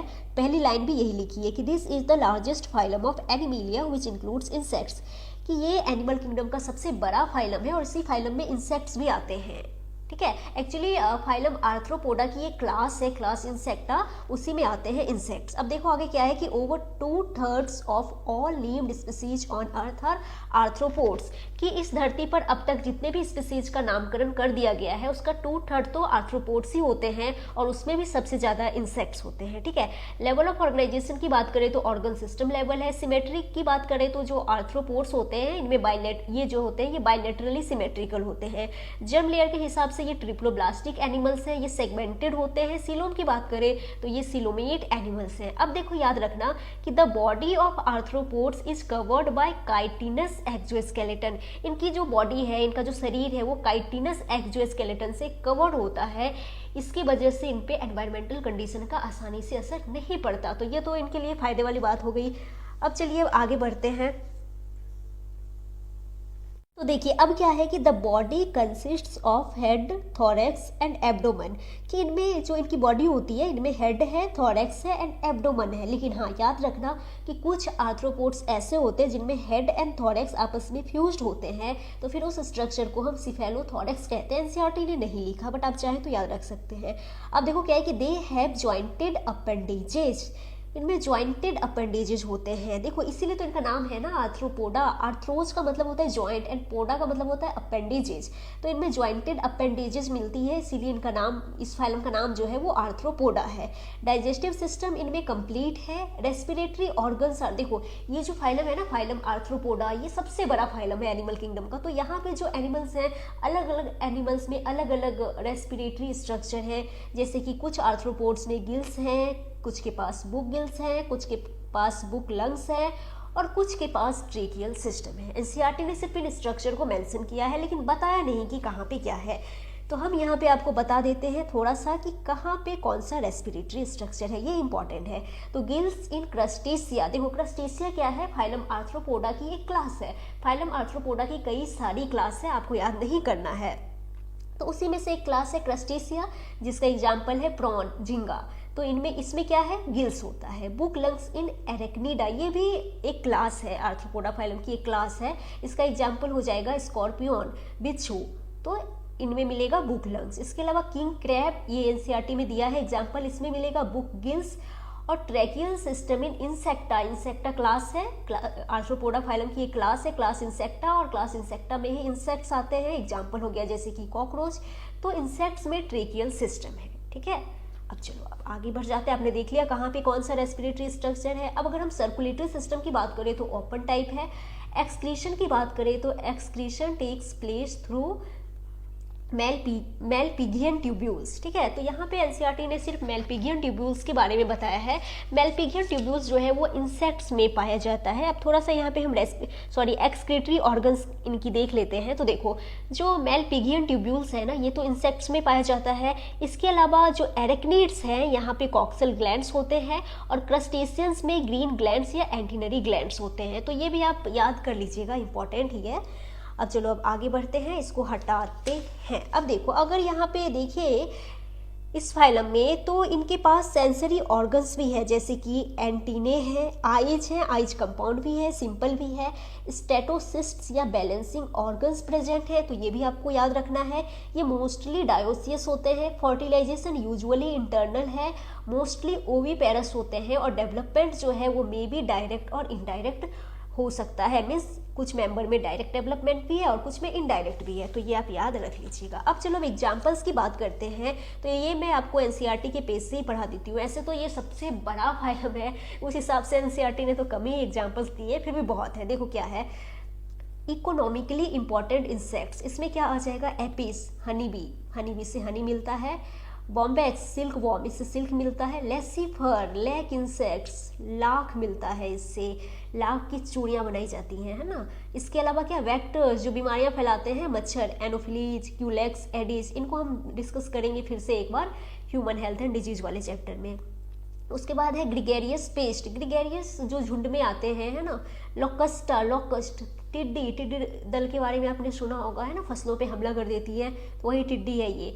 लिविंग फॉसिल, लिम्यूलस या किंग क्रैब, इसको लिविंग फॉसिल कहा जाता है। लिविंग फॉसिल वो ऑर्गेनिज्म होते हैं जिनमें पिछले कई सालों से कोई खास एवोल्यूशनरी बदलाव नहीं आए हैं, तो इसको लिविंग फॉसिल कहा गया है। अब यहाँ पे डायग्राम भी देख लो, अब जब पेज आ ही गया है। तो ये है प्रॉन, झींगा, ये है स्कॉर्पियन, बिच्छू, ये है तितली, बटरफ्लाई, और ये यहाँ पे है लोकस्ट, टिड्डी, ये है टिड्डी, देख लो। चलो अब हटाती हूँ इसको, ये फाइलम हो गया कंप्लीट। अब हम यहाँ पे जो नेक्स्ट फाइलम पढ़ने वाले हैं वो है फाइलम मोलस्का। आइए स्टार्ट करते हैं। अब हम यहाँ पे जो नेक्स्ट फाइलम पढ़ने वाले हैं वो है फाइलम मोलस्का, ठीक है। तो ये सेकेंड लार्जेस्ट एनिमल फाइलम है। Largest phylum arthropoda, second largest animal phylum Mollusca, याद रखना। अगर इनके हैबिटाट की बात करें तो ये एक्वेटिक भी होते हैं। एक्वेटिक में ये फ्रेश वाटर भी हो सकते हैं, मैरीन भी हो सकते हैं, और टेरेस्ट्रियल भी होते हैं, ठीक है। लेवल ऑफ ऑर्गेनाइजेशन की बात करें तो ऑर्गन सिस्टम लेवल है। अगर इनमें सिमेट्री देखिए, देखो जो मोलस्क होता है, मोलस्क की अगर सिमेट्री देखी जाए तो मोलस्क जनरली, मोलस्क में बायलैटरल सिमेट्री पाई जाती है। एक्सेप्शन को अगर छोड़ दे तो इनमें जनरली बायलैटरल सिमेट्री पाई जाती है, याद रखिएगा, एक्सेप्शन नहीं याद करना है। जम लेयर के हिसाब से ये ट्रिप्लोब्लास्टिक एनिमल्स है। सीलोम की बात करें तो ये सीलोमेट एनिमल्स हैं, इनमें सीलोम प्रेजेंट है।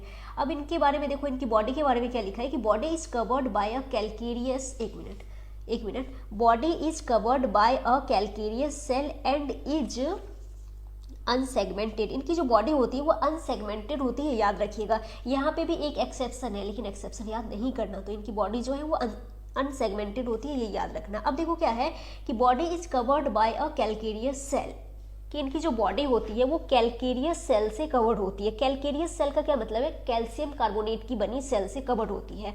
अब यहाँ पे समझेंगे कि जो मॉलस्क होते हैं ना, ये मॉलस्क सॉफ्ट बॉडीड एनिमल्स होते हैं, मीन्स ये कोमल शरीर वाले प्राणी होते हैं, ठीक है।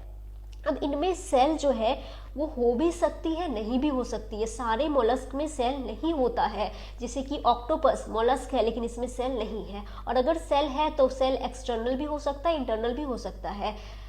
पाइला में एक्सटर्नल सेल है, सीपिया कटल फिश में इंटरनल सेल है। तो सेल सभी मोलस्क में हो वो जरूरी नहीं है, मैंने बता दिया कहाँ नहीं है, कहाँ एक्सटर्नल है, कहाँ इंटरनल है। अब चलो इसको हटाती हूँ, अब आगे बढ़ते हैं। देखो अगर इनकी बॉडी को देखा जाए तो इनकी बॉडी में हेड है, विसरल हम्प है एंड मस्क्यूलर फुट होता है।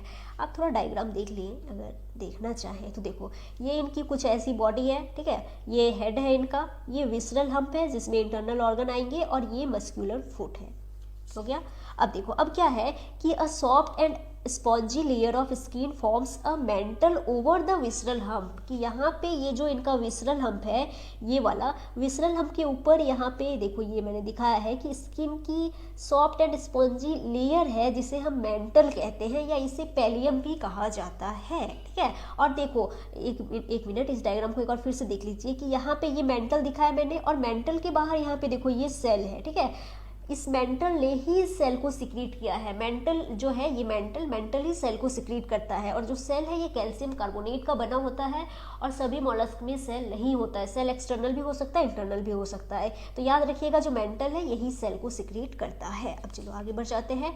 The space between the hump and the mental is called the mantle cavity, कि मेंटल और विसरल हम्प के बीच का जो स्पेस है उसे मेंटल कैविटी कहते हैं। In which feather like gills are present, जिसमें फेदर लाइक गिल्स प्रेजेंट है, मीन्स पंखनुमा गिल्स प्रेजेंट है, जिसको हम टेनिडिया भी कहते हैं, ठीक है। They have respiratory and excretory function, ये जो फेदर लाइक गिल्स है टेनिडिया, ये रेस्पिरेशन में भी हेल्प करता है और एक्सक्रीशन में भी हेल्प करता है, इंपॉर्टेंट है, याद रखिएगा। अब देखो अब इसके जो एंटीरियर हेड रीजन है ना, एंटीरियर हेड रीजन है सेंसरी टेंटकल्स, ये भी याद रख लीजिएगा। अब देखो ये इंपॉर्टेंट है, ये रेड्यूला बड़ा ही इंपॉर्टेंट स्ट्रक्चर है मोलस्क के केस में, ये इनका यूनिक फीचर है, तो याद रखिएगा। The mouth contains a file like respiring organ for feeding called radula, कि देखो इनकी जो बक्कल कैविटी है ना उसमें ना फाइल लाइक यानी कि रेती के समान रेस्पिंग ऑर्गन यानी कि घिसने वाला अंग होता है जिसे रेड्यूला कहते हैं, तो याद रख लेना, ऐसे याद रखिएगा। एम आर से मतलब है ना, एम से मोलस्क, आर से रेड्यूला मिलता है। ये यूजुअली डायोसियस होते हैं, ओविपेरस है, इनडायरेक्ट डेवलपमेंट है, याद रखना। अब देखो एग्जाम्पल्स तो बहुत सारे हैं तो याद तो करने पड़ेंगे, तो यहाँ पे ब्लू कलर से मैंने इनका कॉमन नेम भी लिख दिया है, मैंने क्या लिखा है एनसीईआरटी में भी दिया है, तो जैसे कि है पाइला, इसको एप्पल स्नेल कहते हैं, Pinctada, pearl oyster, Sepia cuttle fish, Loligo squid, Octopus devil fish, Aplysia sea hare, Dentalium tusk shell कहते हैं, इसके अलावा है कीटोप्लूरा, इसे काइटन कहते हैं। अच्छा, मोलस्क की अगर सर्कुलेटरी सिस्टम की बात करें तो मोस्टली इनमें ओपन सर्कुलेटरी सिस्टम है, लेकिन फाइलम मोलस्का की एक क्लास है, क्लास सिफेलोपोडा। क्लास सिफेलोपोडा में कौन आते हैं, तो इसको एक ट्रिक से याद कर लेना, LOS लॉस, L से लॉलीगो, O से ऑक्टोपस एंड S से सीपिया। तो जो सिफेलोपोड मोलस्क हैं इनमें क्लोज सर्कुलेटरी सिस्टम पाया जाता है, इसको ध्यान रखिएगा। इसी के साथ ये फाइलम यहाँ पे कंप्लीट हुआ। अब देखिए हमने कौन सा फाइलम पढ़ा, फाइलम मोलस्का। मोलस्का के बाद हमारा जो नेक्स्ट फाइलम आता है वो है इकाइनोडर्मेटा, तो हम अब पढ़ने वाले हैं फाइलम इकाइनोडर्मेटा। तो आइए समझते हैं फाइलम इकाइनोडर्मेटा के बारे में। अच्छा, जो इकाइनोडर्मेटा टर्म है इसका मतलब समझते हैं। देखो इसमें जो इकाइनोज है, इकाइनोज का मतलब होता है स्पाइन, और जो डर्मा है, डर्मा का मतलब होता है स्किन, यानी कि ये स्पाइनी स्किन्ड एनिमल्स होते हैं, इनके बॉडी पे कांटे होते हैं, स्पाइंस होते हैं, ठीक है, तो ये स्पाइनी स्किन्ड एनिमल्स है। These animals have an endoskeleton of calcareous ossicles, इनमें कैलकेरियस ऑसिकल्स का एंडोस्केलेटन होता है और ये स्पाइनी बॉडीड एनिमल्स होते हैं, इसीलिए इस फाइलम का नाम पड़ा है इकाइनोडर्मेटा, ठीक है। अगर हैबिटाट की बात करें तो ऑल आर मैरीन, याद रखना। Level of organization organ system level. अच्छा, सिमेट्री इंपॉर्टेंट है। यहाँ पे जो एडल्ट एकाइनोडर्म्स होते हैं वो रेडियली सिमेट्रिकल होते हैं, बट इनके जो लार्वे हैं वो बायलैटरली सिमेट्रिकल होते हैं। जर्म लेयर के हिसाब से ट्रिप्लोब्लास्टिक एनिमल्स हैं। सीलोम की बात करें तो सीलोमेट एनिमल है, ठीक है। डाइजेस्टिव सिस्टम कंप्लीट है इनमें, मीन्स माउथ भी प्रेजेंट है, एनएस भी प्रेजेंट है, लेकिन याद रखिएगा कि माउथ ऑन द लोअर या वेंट्रल साइड, जो माउथ है ना वो लोअर या वेंट्रल साइड पे है, और जो एनएस है, एनएस ऑन द अपर या डॉर्सल साइड, एनएस जो है वो अपर या डॉर्सल साइड पे होता है। अब यहाँ पे याद रखना बहुत ही इंपॉर्टेंट है, water vascular system the most distinctive feature of echinoderms. ये इकाइनोडर्म्स का बहुत ही इंपॉर्टेंट फीचर है कि इनमें वाटर वेस्कुलर सिस्टम होता है, और ये हेल्प करता है, हेल्प इन लोकोमोशन में हेल्प करता है, capture and transport of food में हेल्प करता है, रेस्पिरेशन में हेल्प करता है। एक्सक्रीटरी सिस्टम की बात करें तो इनमें एब्सेंट है, सेक्सेस आर सेपरेट। रिप्रोडक्शन की बात करें तो सेक्सुअल रिप्रोडक्शन होता है। फर्टिलाइजेशन देखा जाए तो यूजुअली एक्सटर्नल है। डेवलपमेंट की बात करें तो इनडायरेक्ट डेवलपमेंट है विथ फ्री स्विमिंग लार्वा, ठीक है, ये याद रखिएगा। अब चलो अब हम देखते हैं इनके एग्जाम्पल्स को। तो एनसीईआरटी के पेज से ही हम इनके एग्जाम्पल्स को देख लेंगे। तो यहाँ पे देखिए एग्जाम्पल्स दिया हुआ है कुछ। एस्टेरियस स्टारफिश कहते हैं, Echinus sea urchin, Antedon sea lily, Cucumaria sea cucumber and Ophiura brittle star. तो ये कुछ एग्जाम्पल्स हैं जो कि आपको याद करने होंगे, इंपॉर्टेंट है। चलिए अब हटा देते हैं इसको यहाँ से। अब यहाँ पे हम जो नेक्स्ट फाइलम पढ़ने वाले हैं वो है फाइलम हेमिकॉर्डेटा, ठीक है। तो आइए पढ़ते हैं। देखो हमारा जो अगला फाइलम है वो है फाइलम हेमिकॉर्डेटा। अच्छा, हेमिकॉर्डेटा का मतलब क्या होता है? हेमी का मतलब हाफ एंड कॉर्डेटा मतलब ये हाफ कॉर्डेट्स हैं। ऐसा नाम क्यों है? तो देखिए इनके साथ ना थोड़ी गड़बड़ी हो गई थी कि Hemichordata was earlier considered as a sub phylum under phylum Chordata, but now it is placed as a separate phylum under non Chordata. देखो पहले ना हेमिकॉर्डेटा को कॉर्डेटा फाइलम के अंदर एक सब फाइलम के रूप में रखा गया था, लेकिन अब उसको वहाँ से निकाल के नॉन कॉर्डेटा के अंदर एक फाइलम के रूप में रखा गया। ऐसा क्यों किया गया? ऐसा क्यों हुआ इसके साथ कि यहाँ रखा गया फिर निकाल दिया गया? देखो एक्चुअली हुआ क्या कि hemichordates have a rudimentary structure in the collar region called stomachord, a structure similar to notochord। कि जो हेमिकॉर्डेट्स होते हैं ना इनके कॉलर रीजन में एक रूडिमेंट्री स्ट्रक्चर है जिसे कहते हैं स्टोमोकॉर्ड, और ये नोटोकॉर्ड के सिमिलर है बट नोटोकॉर्ड नहीं है, और इसी स्टोमोकॉर्ड को नोटोकॉर्ड मान लिया गया और इसको कॉर्डेटा फाइलम में रख दिया गया। लेकिन बाद में पता चला कि नहीं भाई ये तो जो है ये स्टोमोकॉर्ड जो है ये नोटोकॉर्ड नहीं है, तो फिर इसको वहाँ से निकाल के नॉन कॉर्डेटा के अंदर एक फाइलम के रूप में रख दिया गया। यही इनके साथ हुआ था। This phylum consists of a small group of worm like marine animals. याद रखिएगा कि इसमें वर्म लाइक मैरीन एनिमल्स को रखा गया है, मतलब ये जो होते हैं ये वर्म लाइक मैरीन एनिमल्स होते हैं। Level of organization organ system level है। अब यहाँ पे अगर इनके सिमेट्री की बात करें तो ये जो होते हैं हेमिकॉर्डेट्स ये इनमें ये बायलेटरली सिमेट्रिकल होते हैं। जर्म लेयर के हिसाब से ट्रिप्लोब्लास्टिक एनिमल्स हैं। सीलोम की बात करें तो सीलोमेट एनिमल्स हैं। द बॉडी इज सिलेंड्रिकल, इनकी बॉडी कैसी सिलेंड्रिकल है and is composed of an anterior proboscis, a collar and a long trunk. इनकी बॉडी में देखो इनकी बॉडी में एंटीरियर ये प्रोबोसिस है, ये कॉलर है और ट्रंक है, ठीक है। तो ये इनकी बॉडी को आप देख लीजिए सिलेंड्रिकल बॉडी है। अब देखो सर्कुलेटरी सिस्टम की बात करें तो ओपन टाइप का है। Respiration takes place through gills, gills के थ्रू होता है। एक्सक्रीटरी ऑर्गन यहाँ पे याद रखिएगा यहाँ पे प्रोबोसिस ग्लैंड पाई जाती है, ठीक है।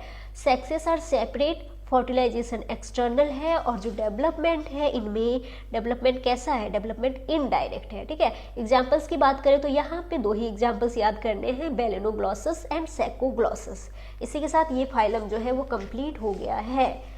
तो अब हम यहाँ पे पढ़ने वाले हैं फाइलम कॉर्डेटा। फाइलम कॉर्डेटा के बारे में पढ़ने वाले हैं। सबसे पहले यहाँ पे हम देखेंगे basic fundamental feature of chordates, ठीक है। देखो लिखा भी है कि फंडामेंटल कॉर्डेट कैरेक्टर्स। तो इसमें पहला तो है नोटोकॉर्ड, प्रेजेंस ऑफ नोटोकॉर्ड, दूसरा है डॉर्सल हॉलो नर्व कॉर्ड एंड तीसरा है पेयर्ड फेरेंजियल गिल स्लिट्स, ठीक है। तो ये कॉर्डेट्स के 3 बेसिक फंडामेंटल फीचर है जो सभी कॉर्डेट्स अपने जीवन के किसी न किसी स्टेज में जरूर शो करते हैं, ठीक है। इसके अलावा देखिए क्या है कि पोस्ट एनल टेल, कि अगर यहाँ पे टेल होगी तो वो पूछ होगी तो वो पोस्ट एनल होगी, मीन्स एनस के बाद ही होगी, ठीक है। इसके अलावा अगर यहाँ पे देखिए लेवल ऑफ ऑर्गेनाइजेशन, तो ऑर्गन सिस्टम लेवल है। सिमेट्री की बात करें तो ये बायलैटरली सिमेट्रिकल एनिमल्स होते हैं, ये ट्रिप्लोब्लास्टिक एनिमल्स है, सीलोमेट एनिमल्स हैं। एंड सर्कुलेटरी सिस्टम की बात करें तो इनमें क्लोज्ड सर्कुलेटरी सिस्टम है, ठीक है। अब चलिए अब आगे बढ़ जाते हैं। चलिए अब आगे बढ़ते हैं और यहाँ पे देखिए ये हमारे पास ये एनसीईआरटी का पेज है, तो इससे हम देखेंगे इस वाले, एक मिनट, यहाँ पे ये डायग्राम देखिए, ये बहुत ही इंपॉर्टेंट है। देखो क्या लिखा है कि कॉर्डेटा कैरेक्टरिस्टिक्स, तो यहाँ पे देखिए ये जो है ये वाला, ये है नोटोकॉर्ड और यहाँ पे ये है नर्व कॉर्ड, ठीक है, ये नर्व कॉर्ड है। अच्छा, नोटोकॉर्ड एंड नर्व कॉर्ड में कंफ्यूज मत कर जाना। देखिए जो नर्व कॉर्ड है यहाँ पे ये देखिए ये नर्व कॉर्ड है। नर्व कॉर्ड ही आगे चल करके ब्रेन और स्पाइनल कॉर्ड बनाती है, तो ब्रेन एंड स्पाइनल कॉर्ड जो है वो नर्व कॉर्ड से बनते हैं। लेकिन यहाँ पे ये देखो ये है नोटोकॉर्ड और यही नोटोकॉर्ड वर्टिब्रेट्स में यही नोटोकॉर्ड आगे जाके वर्टिब्रल कॉलम बना देती है, रीढ़ की हड्डी बना देती है। तो दोनों में कंफ्यूज मत होना। यहाँ पे देखिए ये रहा नोटोकॉर्ड। अच्छा, एनसीईआरटी में दिया हुआ भी है नोटोकॉर्ड के बारे में। नोटोकॉर्ड क्या है तो याद रखना, स्टिफ रॉड लाइक स्ट्रक्चर है, मीजोडर्म से बनती है जो स्ट्रक्चरल सपोर्ट देती है, तो ये आपको याद रखना है, ठीक है। यहाँ पे देखिए ये गिल स्लिट्स हैं और ये देखो दिखाया गया है कि पोस्ट एनल टेल, अगर टेल होगी तो वो पोस्ट एनल होगी, एनस के बाद ही होगी। अब थोड़ा आगे बढ़ते हैं और यहाँ पे देखो ये भी बहुत ज़्यादा इंपॉर्टेंट है कि यहाँ पे दिया है comparison of chordates and non chordates. Chordates and non chordates के बीच में कंपैरिजन दिया हुआ है, यहाँ पे डिफरेंस दिया हुआ है, तो थोड़ा हम देख लेते हैं। देखिए कॉर्डेट्स में नोटोकॉर्ड प्रेजेंट है एंड नॉन कॉर्डेट्स में नोटोकॉर्ड एब्सेंट है। कॉर्डेट्स में जो सेंट्रल नर्वस सिस्टम है वो डॉर्सल है, हॉलो है एंड सिंगल है। नॉन कॉर्डेट्स में जो सेंट्रल नर्वस सिस्टम है वो वेंट्रल है, सॉलिड है एंड डबल है। और यहाँ पे pharynx perforated bye gill slits, यहाँ पे गिल स्लिट्स एब्सेंट है। यहाँ पे हार्ट, हृदय वेंट्रल है, ठीक है। यहाँ पे नॉन कॉर्डेट्स में अगर हार्ट प्रेजेंट है तो वो डॉर्सल होगा, अगर हार्ट प्रेजेंट है तो वो डॉर्सल होगा, क्योंकि हमने तो बहुत सारे नॉन कॉर्डेट्स के पढ़े, नॉन कॉर्डेट्स के फाइलम पढ़े, तो सभी में तो हार्ट नहीं था, लेकिन अगर है तो वो डॉर्सल होगा, ठीक है। वेंट्रल एंड डॉर्सल साइड तो आप समझते ही हैं। अब देखो यहाँ पे पोस्ट एनल टेल प्रेजेंट है, यहाँ पे पोस्ट एनल टेल एब्सेंट है। तो ये कुछ डिफरेंस था कॉर्डेट्स एंड नॉन कॉर्डेट्स के बारे में, जो कि बहुत ही इंपॉर्टेंट है, आपको याद रखना होगा, ठीक है। चलिए अब आगे बढ़ते हैं। अब आगे देखते हैं क्या है। तो आइए अब फाइलम कॉर्डेटा के बारे में थोड़ा हम डिटेल में डिस्कस करने वाले हैं। तो देखो जो फाइलम कॉर्डेटा है ना, फाइलम कॉर्डेटा को डिवाइडेड इनटू 3 सब फाइला, इसको 3 सब फाइला में डिवाइड किया गया है, जिसमें से पहला क्या है यूरोकॉर्डाटा, या इससे ही कहते हैं ट्यूनिकेटा, ठीक है। दूसरा है सिफेलोकॉर्डाटा एंड तीसरा है वर्टिब्रेटा। क्लियर है। अब देखो, अब ये जो यूरोकॉर्डाटा एंड सिफेलोकॉर्डाटा है, इसको इकट्ठा क्या कहते हैं, प्रोटोकॉर्डेट्स कहते हैं। ये प्रिमिटिव कॉर्डेट्स हैं, पुराने कॉर्डेट्स हैं, ठीक है। और ये एक्सक्लूसिवली मैरीन है, मीन समंदर के पानी में पाए जाते हैं। अब देखो, अब इसमें से जो यूरोकॉर्डाटा है ना, यूरोकॉर्डेट्स, इनमें जो नोटोकॉर्ड है present only in larval tail, notochord केवल लार्वा के पूंछ में प्रेजेंट है, ठीक है। अब देखो सिफेलोकॉर्डाटा, देखो सिफेलो शब्द जो होता है ना वो हेड से रिलेटेड है, तो इनमें notochord extends from head to tail region, कि इनमें जो नोटोकॉर्ड है वो एक्सटेंड करती है हेड से टेल रीजन तक, ठीक है। And is persistent through out their life, और जीवन के अंत तक बनी रहती है, ठीक है, ये याद रखना। अब चलिए अब आगे बढ़ जाते हैं और अब हम यहाँ पे बात कर लेते हैं सब फाइलम वर्टिब्रेटा की। उनके बारे में उतना ही था। अच्छा, उनके एग्जाम्पल्स देख लेते हैं। एक मिनट रुक जाओ। बताओ एग्जाम्पल्स कैसे भूल सकते हैं। इस चैप्टर में एग्जाम्पल से तो बहुत इंपॉर्टेंट है, इसको तो भूला ही नहीं जा सकता, वो मैं थोड़ा गलती से भूल गई। आइए सबसे पहले हम एग्जाम्पल्स देख लेते हैं, फिर आगे बढ़ेंगे, ठीक है। तो यूरोकॉर्डाटा का ये देखो एग्जाम्पल्स लिखा यूरोकॉर्डाटा का, ये एनसीईआरटी का ही पेज है, मैंने अलग से नहीं लिखा, मेरे पास था तो मैंने सोचा इसी से मैं आपको एग्जाम्पल्स करवा देती हूँ। तो देखो यूरोकॉर्डाटा में एग्जाम्पल याद रखना, एसिडिया, सेल्पा एंड डोलियोलम, ठीक है। एंड सिफेलोकॉर्डाटा में याद रखना ब्रैंकियोस्टोमा, इसी को एम्फिओक्सिस या लैंसलेट भी कह देते हैं, ठीक है। चलो अब इसको हटाती हूँ, एग्जाम्पल्स हो गए। चलिए अब आगे बढ़ते हैं और अब हम यहाँ पे बात कर लेते हैं सब फाइलम वर्टिब्रेटा की। अभी हमने यूरोकॉर्डाटा एंड सिफेलोकॉर्डाटा के एग्जाम्पल्स देख लिए, अब हम स्टार्ट करने जा रहे हैं यहाँ पे सब फाइलम वर्टिब्रेटा। तो देखो क्या है कि possess notochord during embryonic period, कि इनके मेंबर्स में नोटोकॉड एम्ब्रियोनिक स्टेज में पाई जाती है। और क्या है कि the notochord is replaced by a cartilaginous और बोनी वर्टिब्रल कॉलम इन एडल्ट, और एडल्ट में यही नोटोकॉड रिप्लेस हो जाती है किससे, वर्टिब्रल कॉलम से। और जो वर्टिब्रल कॉलम है ये कार्टिलेजिनस भी हो सकते हैं एंड बोनी भी हो सकते हैं। तो आगे ये स्टेटमेंट देखना, ये बहुत इंपॉर्टेंट है, इस पर कई बार क्वेश्चन पूछा गया है कि thus all vertebrates are chordates but all chordates are not vertebrates, कि देखो जो सारे वर्टिब्रेट्स हैं वो तो कॉर्डेट्स हैं, लेकिन सारे कॉर्डेट्स वर्टिब्रेट्स नहीं है। देखिए फाइलम कॉर्डेटा के अंदर ही तो सब फाइलम वर्टिब्रेटा आ रहा है ना, तो सारे वर्टिब्रेट्स तो कॉर्डेट्स हुए ना, लेकिन सारे कॉर्डेट्स थोड़ी वर्टिब्रेट्स हैं।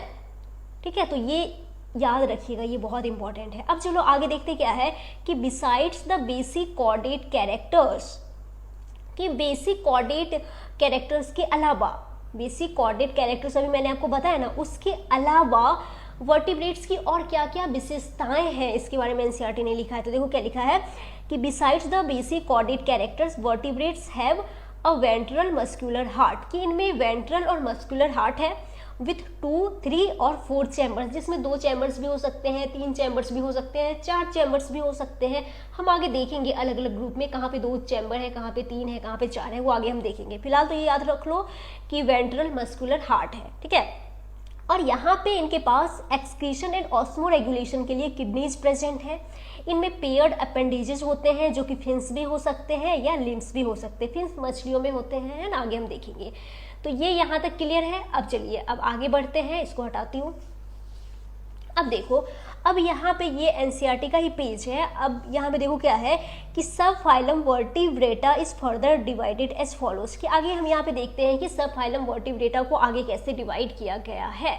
तो इसको थोड़ा ऊपर कर लेती हूँ। हाँ देखिए, जो वर्टिब्रेटा है इसके 2 डिवीजन है, एक गैनेथा एंड गैनेथोस्टोमेटा। गैनेथा शब्द जो है वो जॉ से रिलेटेड है, जबड़ा से, और ए का मतलब without.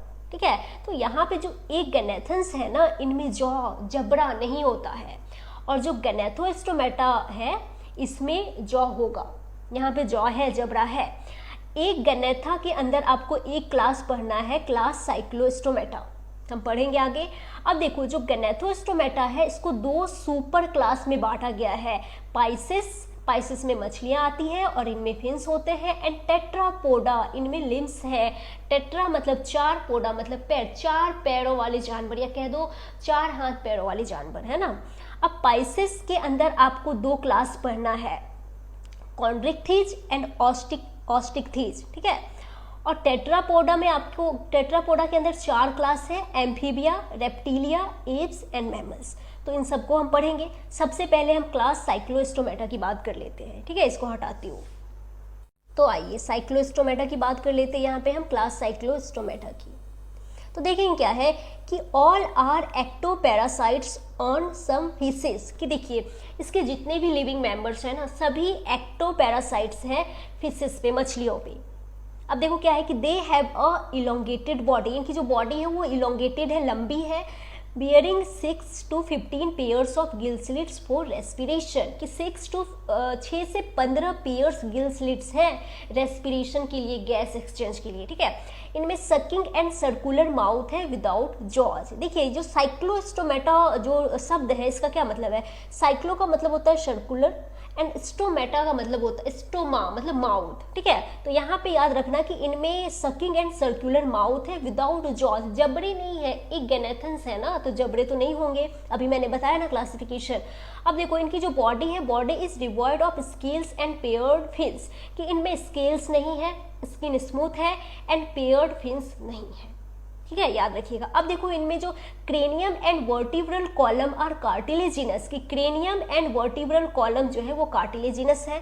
Circulation is of close type, circulation close type है, ये अच्छी बात है। अब ये इंपॉर्टेंट है, ये समझना क्या है कि cyclostomes are marine but migrate for spawning to fresh water, कि देखो ये मैरीन है, समंदर के पानी में पाए जाते हैं, लेकिन स्पॉनिंग के लिए, स्पॉनिंग समझते हैं ना, स्पॉनिंग, स्पॉनिंग का मतलब होता है गैमेट्स रिलीज करना। तो जब इन्होंने स्पॉनिंग करना है, स्पॉनिंग मतलब गैमेट्स रिलीज करना है रिप्रोडक्शन की पर्पज से, तब ये समंदर से फ्रेश वाटर की तरफ माइग्रेट करते हैं स्पॉनिंग के लिए, और वहाँ जाके अपने गैमेट्स रिलीज करते हैं। ठीक है, अब देखो अब आगे क्या लिखा है, ये बड़ा इंटरेस्टिंग है। देखो क्या है कि after spawning within a few days they die. Spawning के बाद गैमेट्स रिलीज कर दिया, उसके बाद जो पेरेंट है वो मर जाते हैं कुछ दिन के अंदर ही।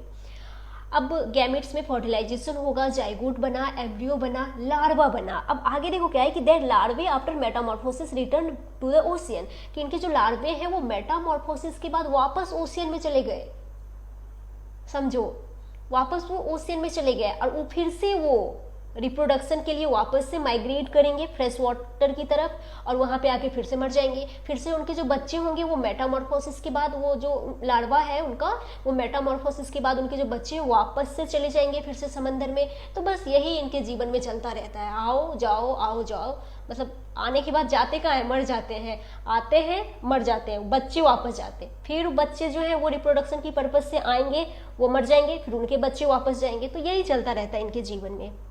अब देखो, अब एग्जाम्पल्स यहाँ पे याद रखना, पेट्रोमाइसिन, इसका वो कहते हैं लैम्प्रे, और अगला है माइक्सिन, इसका कॉमन नेम है हैगफिश। तो ये यहाँ पे दो एग्जाम्पल्स आपने याद करने हैं। ठीक है, चलो अब ये कंप्लीट हुआ। चलिए अब आगे बढ़ते हैं, और अब हम यहाँ पे बात कर लेते हैं क्लास कॉन्ड्रिक्थीज की। इसमें कार्टिलेजिनस फिशेस आती हैं। ठीक है, देखो क्या है कि दे आर मैरीन एनिमल्स, समंदर के पानी में है, with streamlined body, body streamlined है ना, एंड हैव कार्टिलेजिनस एंडोस्केलेटन, इनमें जो एंडोस्केलेटन है वो कार्टिलेजिनस होता है। आगे क्या है कि माउथ इज लोकेटेड वेंट्रली, इनका जो माउथ है, मुंह है, वो नीचे की ओर होता है। आप देखना चाहेंगे तो आइए मैं दिखाती हूँ आपको कि यहाँ पे देखो कि ये डायग्राम है एक मेरे पास, ये कार्टिलेजिनस फिश है, इसमें यहाँ पे देखो ये है इसका माउथ। तो इनमें जो माउथ है वो नीचे की तरफ होता है, वेंट्रली लोकेटेड माउथ है। ठीक है, आपने देखा, ये देखो ये है माउथ। ठीक है, हटा देती हूँ।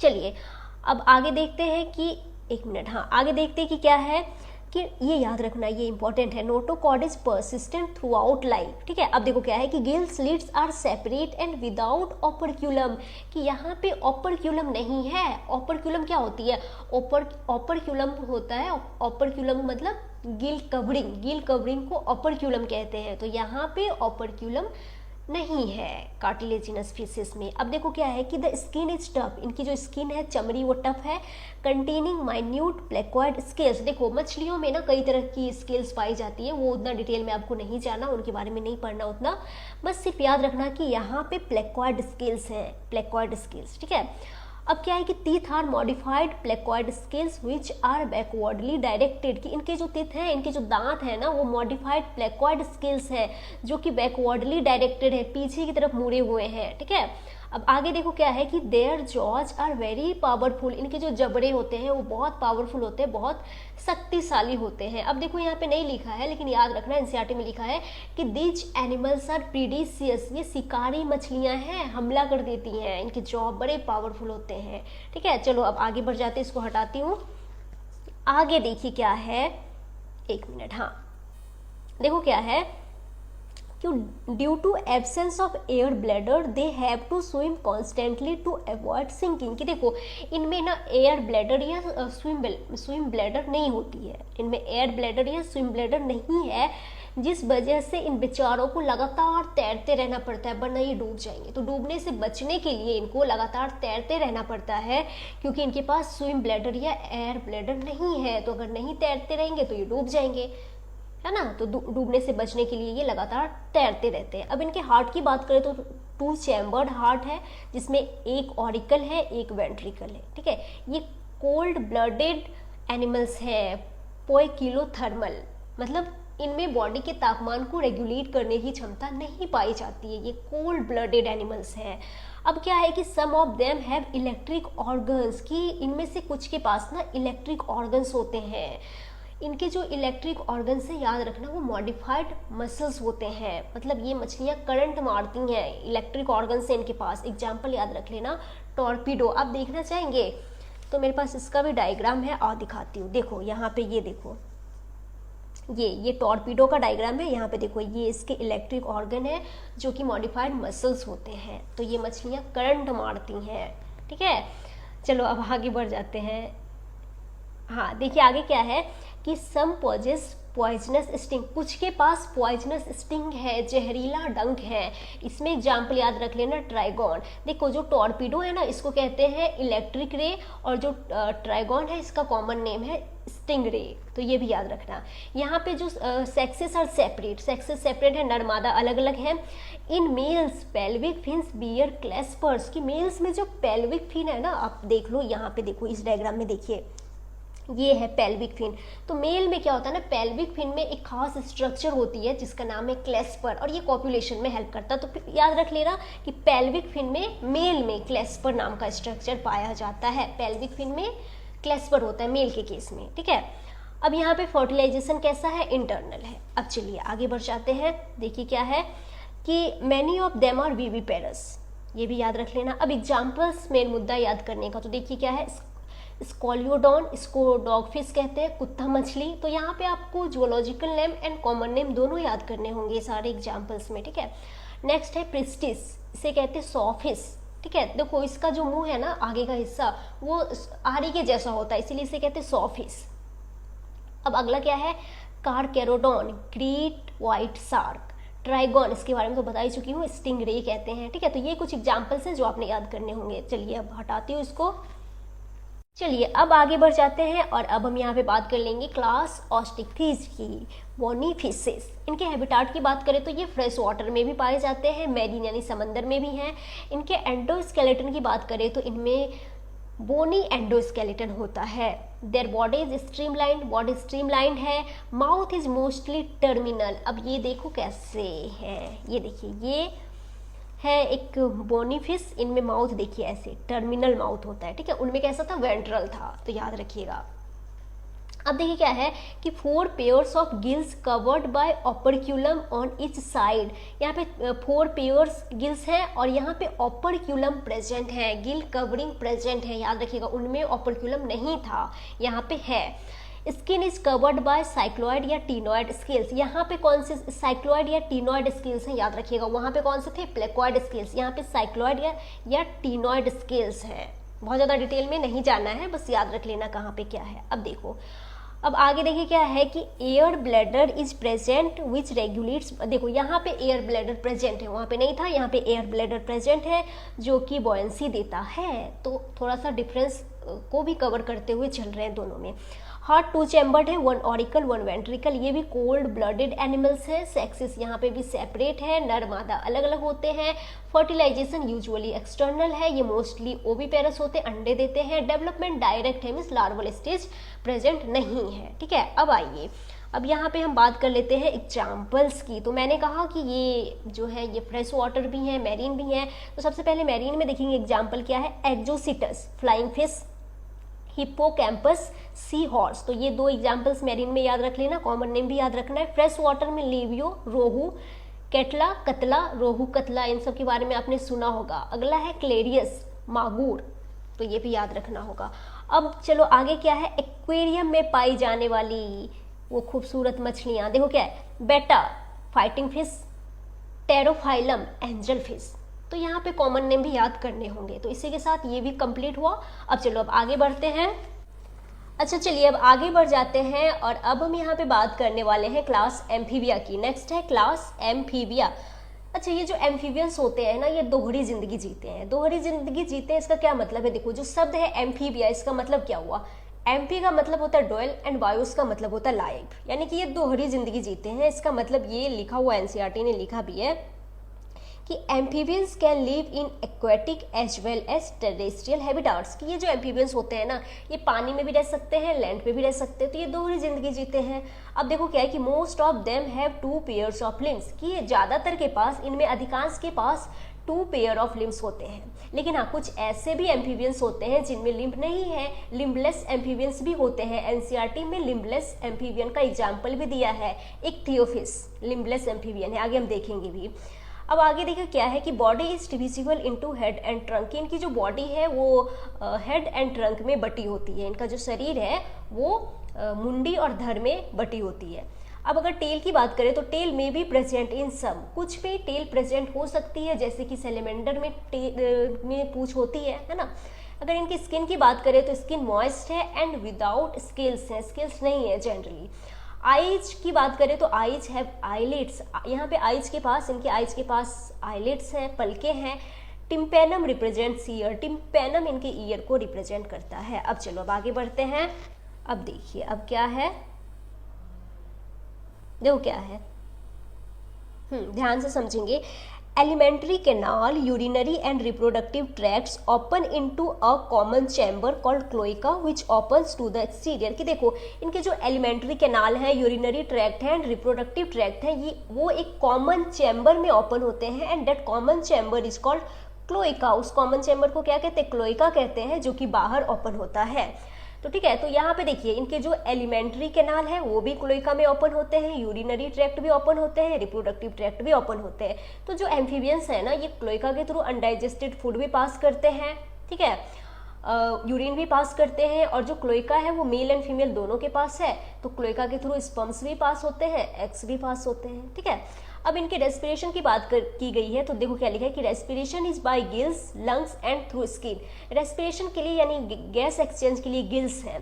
गिल्स इनके एक्वेटिक फॉर्म में होते हैं, जैसे कि लार्वल स्टेज में होते हैं, टेडपोल लार्वा, उसमें गिल्स हैं। इसके अलावा रेस्पिरेशन लंग्स के थ्रू भी होता है और स्किन के थ्रू भी होता है एंड बक्कोफेरेंजियल कैविटी के थ्रू भी होता है, याद रखना। इनके हार्ट की बात करें, हृदय की बात करें, तो वो 3 चैम्बर्ड है, जिसमें 2 ऑरिकल्स है एंड 1 वेंट्रिकल है। ये कोल्ड ब्लडेड एनिमल्स हैं, याद रखिएगा। सेक्सेस आर सेपरेट, नर और मादा अलग अलग होते हैं। फर्टिलाइजेशन एक्सटर्नल, अच्छा देखो एनसीईआरटी ने यहाँ पे लिख दिया कि फर्टिलाइजेशन जो है वो एक्सटर्नल है, ज़्यादातर में एक्सटर्नल है, लेकिन इंटरनल फर्टिलाइजेशन भी होता है, जैसे कि सैलेमेंडर एंड इक्थियोफिश में इंटरनल फर्टिलाइजेशन है। तो याद रखना एक्सटर्नल फर्टिलाइजेशन भी होता है एंड इंटरनल भी है। एनसीईआरटी ने तो एक्सटर्नल ही लिख दिया, तो ज़्यादातर में तो एक्सटर्नल ही है, लेकिन इंटरनल भी है। ये ओविपेरस होते हैं, अंडे देते हैं। इनमें डेवलपमेंट जो है वो इनडायरेक्ट है, मीन्स लार्वल स्टेज प्रेजेंट है, ठीक है। अब चलिए अब आगे बढ़ जाते हैं, और यहाँ पे अब मोस्ट इंपॉर्टेंट हम इनकी एग्जाम्पल्स की बात कर लेते हैं। तो एग्जाम्पल में देखो, एग्जाम्पल्स में क्या है, Bufo, toad, Rana, frog, Hyla, tree frog, Salamandra, salamander and Ichthyophis, limbless amphibia. बोला था ना, दिया है एनसीईआरटी में एग्जाम्पल। तो ये कुछ एग्जाम्पल्स हो गए जो आपने याद करने हैं। अब चलिए अब आगे बढ़ते हैं। चलो भैया अब आगे बढ़ जाते हैं, और अब देखो अब यहाँ पे हमारा जो नेक्स्ट है वो है क्लास रेप्टिलिया। तो क्लास रेप्टिलिया के बारे में पढ़ते हैं। देखो क्या है, पहली लाइन लिखी है क्रीपिंग और क्रॉलिंग मोड ऑफ लोकोमोशन, कि ये जो है ना ये रेंग के चलने वाले जानवर है ना, सरक के चलने वाले जानवर है, रेंग रेंग के चलते हैं ये। तो मोस्टली ये टेरेस्ट्रियल एनिमल्स होते हैं, ठीक है। और आगे देखो क्या है कि and there body is covered by dry and cornified skin, यानी कि इनकी जो बॉडी है, इनकी जो शरीर है वो ड्राई एंड कॉर्निफाइड स्किन से कवर्ड है। स्किन ड्राई है मीन्स विदाउट ग्लैंड्स है ना, ग्लैंड्स नहीं है। कॉर्निफाइड स्किन है। इनमें एपिडर्मल स्केल्स होते हैं जिन्हें स्क्यूट्स भी कहते हैं। आगे देखो क्या है कि they do not have external ear openings, इनमें एक्सटर्नल ईयर ओपनिंग्स नहीं है। टिम्पेनम रिप्रेजेंट्स ईयर, टिम्पेनम इनके ईयर को रिप्रेजेंट करता है। अब लिम्स की बात की गई है कि limbs when present are 2 pairs, limbs अगर होंगे तो 2 पेयर होंगे, ठीक है। हार्ट, अगर इनके हृदय की बात करें तो हार्ट इज यूजुअली 3 चैम्बर्ड, इनमें यूजुअली 3 चैम्बर्ड हार्ट पाया जाता है, बट 4 चैम्बर्ड इन क्रोकोडाइल्स। याद रखना क्रोकोडाइल्स में 4 चैम्बर्ड हार्ट है, ये एक्सेप्शन है, तो याद रखना तो बहुत आवश्यक हो जाता है। अब आगे देखो क्या है कि रेप्टाइल्स आर, ये भी जो है ये कोल्ड ब्लडेड है ना। केवल birds and mammals warm blooded होते हैं, ठीक है। ये भी कैसे हैं, ये भी कोल्ड ब्लडेड एनिमल्स है। अब चलो इसको हटा देती हूँ, आगे देखते हैं।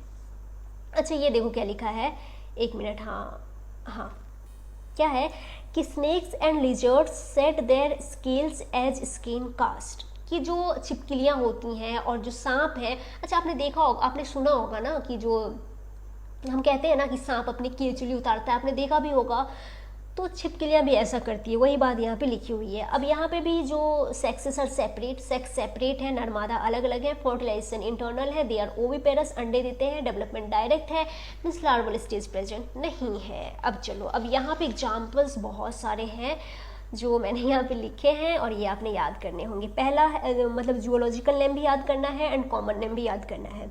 चिलोन turtle, Testudo tortoise, Chameleon tree lizard, Calotes garden lizard, Crocodilus, crocodile, अब ऊपर कर देती हूँ थोड़ा, हाँ दिखाई दे रही है, देखिए चलो।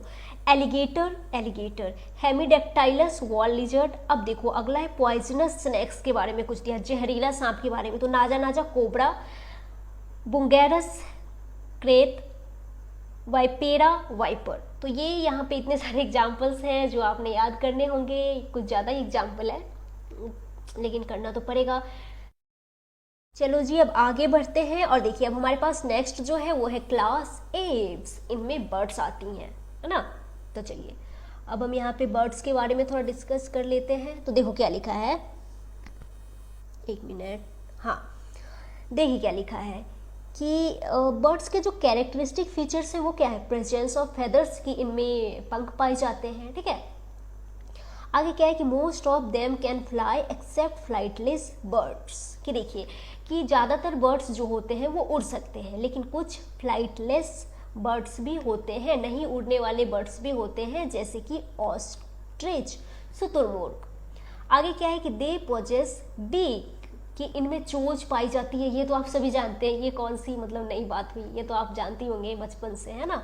आगे क्या है कि इनके जो फोर लिम्स होते हैं ना वो मॉडिफाइड इनटू विंग्स, वो विंग्स में मॉडिफाई हो गए हैं। और इनके जो हाइंड लिम्स होते हैं ना जनरली हैव स्केल्स, उनमें स्केल्स हैं होते हैं generally, and are modified for walking, swimming and clasping the tree branches, कि हाइंड लिम्स में जनरली स्केल्स होते हैं और इनके हाइंड लिम्स जो है वो मॉडिफाइड हो गए हैं वॉकिंग के लिए, चलने के लिए, स्विमिंग के लिए मीन्स तैरने के लिए, और पैरों की शाखाओं को पकड़ने के लिए, ठीक है, इतना याद रहेगा। अब देखो इनके स्किन की बात करें तो इनकी जो स्किन है वो ड्राई है ना, सूखी स्किन है, ड्राई है, विदाउट ग्लैंड, उसमें ग्लैंड नहीं है, लेकिन हाँ एक एक्सेप्शन यहाँ पे याद रखना है, ऑयल ग्लैंड। इसी ऑयल ग्लैंड को प्रीन ग्लैंड या यूरोपाइजियल ग्लैंड भी कहते हैं। तो oil gland at the base of tail, tail के बेस पे ऑयल ग्लैंड है, ये याद रखना है, ये एक्सेप्शन आ गया ना, ये याद रखना होगा, इंपॉर्टेंट है। चलो अब आगे बढ़ जाते हैं। इनके एंडोस्केलेटन की बात करें तो वो बोनी है, ठीक है,